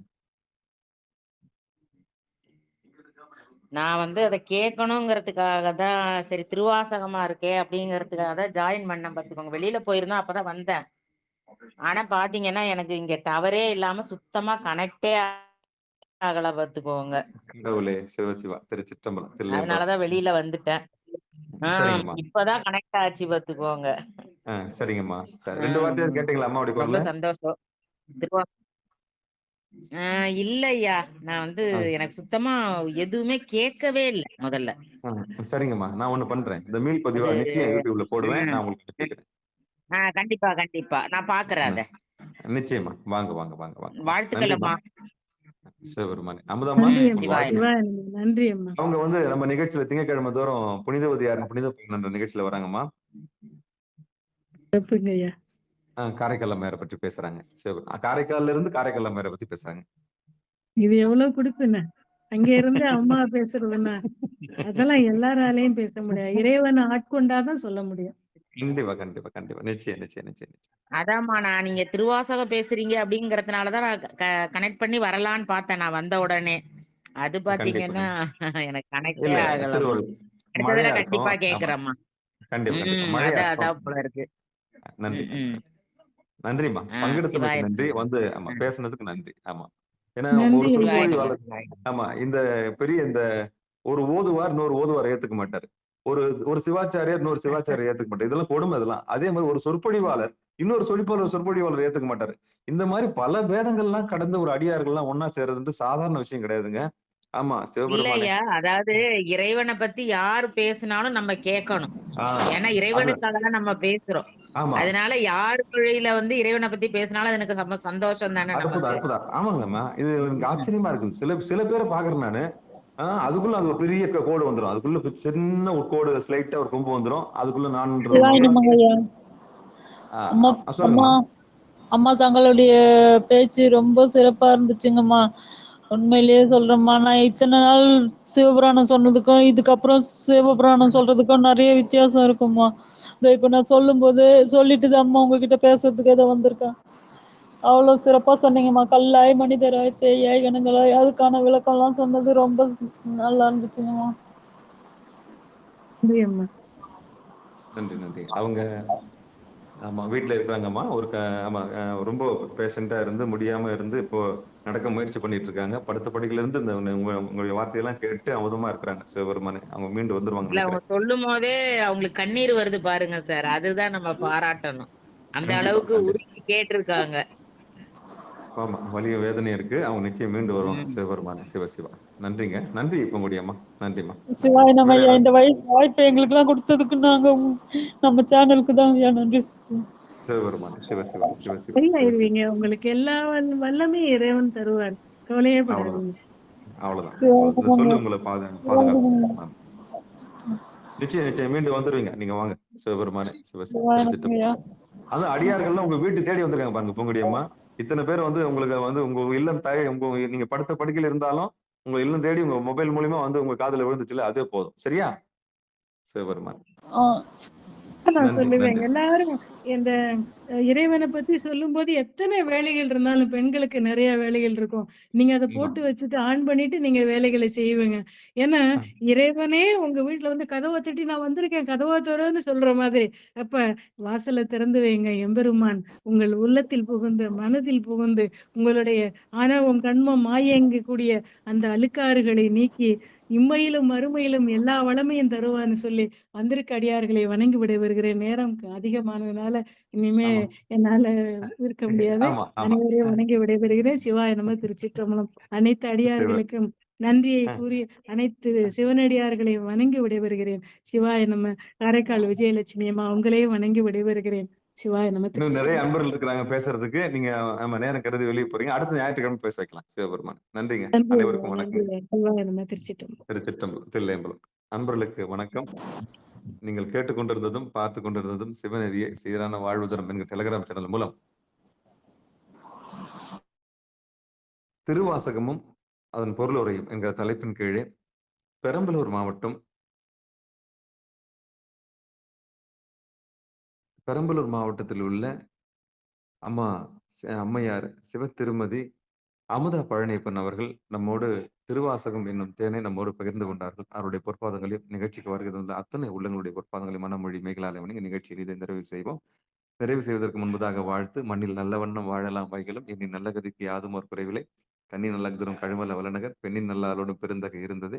தனம் தரும் கல்வி தரும் ஒரு நாளும் தளவரியா மனம் தரும் தெய்வ வடிவம் தரும் நெஞ்சில் வஞ்சமில்லா இனம் தரும் நல்லெண்ண எல்லாம் தரும் அன்பர் என்பவருக்கே கணம் தரும் பொங்குழலால் அபிராமி கடைக்கண்களை ஆறிரு தடந்தோல் வாழ்க அருமுகம் வாழ்க வெற்பை கூறுசை தனிவேல் வாழ்க உக்குடம் வாழ்க செவ்வேலேறிய மஞ்சை வாழ்க ஆனிதன் அணங்கு வாழ்க மாறிலா வள்ளி வாழ்க வாழ்க சீரடியார் எல்லாம் வான்மிகில் வழாது பெய்க மலிவலம் சுரக்க மன்னன் கோன்முறை அரசு செய்க குறைவிலாத உயிர்கள் வாழ்க நான்மறை அரங்கல் உங்க நற்றவம் வேள்வி வல்க மேன்மைகுள் செய்வ நீதி விளங்குக உலகமெல்லாம் மேன்மைகுள் செய்வ நீதி விளங்குக உலகமெல்லாம் மேன்மைகுள் செய்வ நீதி விளங்குக உலகமெல்லாம் என்று கூறி மீண்டும் வருகிற ஞாயிற்றுக்கிழமை இரவு 8 மணிக்கு திருவாசகமும் அதன் பொருளுரையும் என்கிற தலைப்பின் கீழே அம்மையார் அவருடைய சொற்பொழிவை கேட்க ஆவலாக இருக்கிறோம் என்று கூறி நிகழ்ச்சியை இதை நிறைவு செய்வோம். நற்றுணையாவது நமச்சிவாயவே. திருச்சிற்றம்பலம் தில்லையம்பலம். நன்றி, வணக்கம். பங்கு பெற்ற அத்தனை உள்ளங்களுக்கு மனமார்ந்த நன்றிகளை தெரிவித்துக் கொள்கிறோம். பேச முடியாத அன்பர்களே, நிச்சயம் அடுத்த வகுப்பிலே வருகிற காலங்களில் எல்லோரும் பேச வைக்கலாம் என்று நம்புகிறோம். சிவாயனம். திருச்சிற்றம்பலம் தில்லையம்பலம். நன்றி, வணக்கம். திருச்சிற்றம்பலம் தில்லையம்பலம்.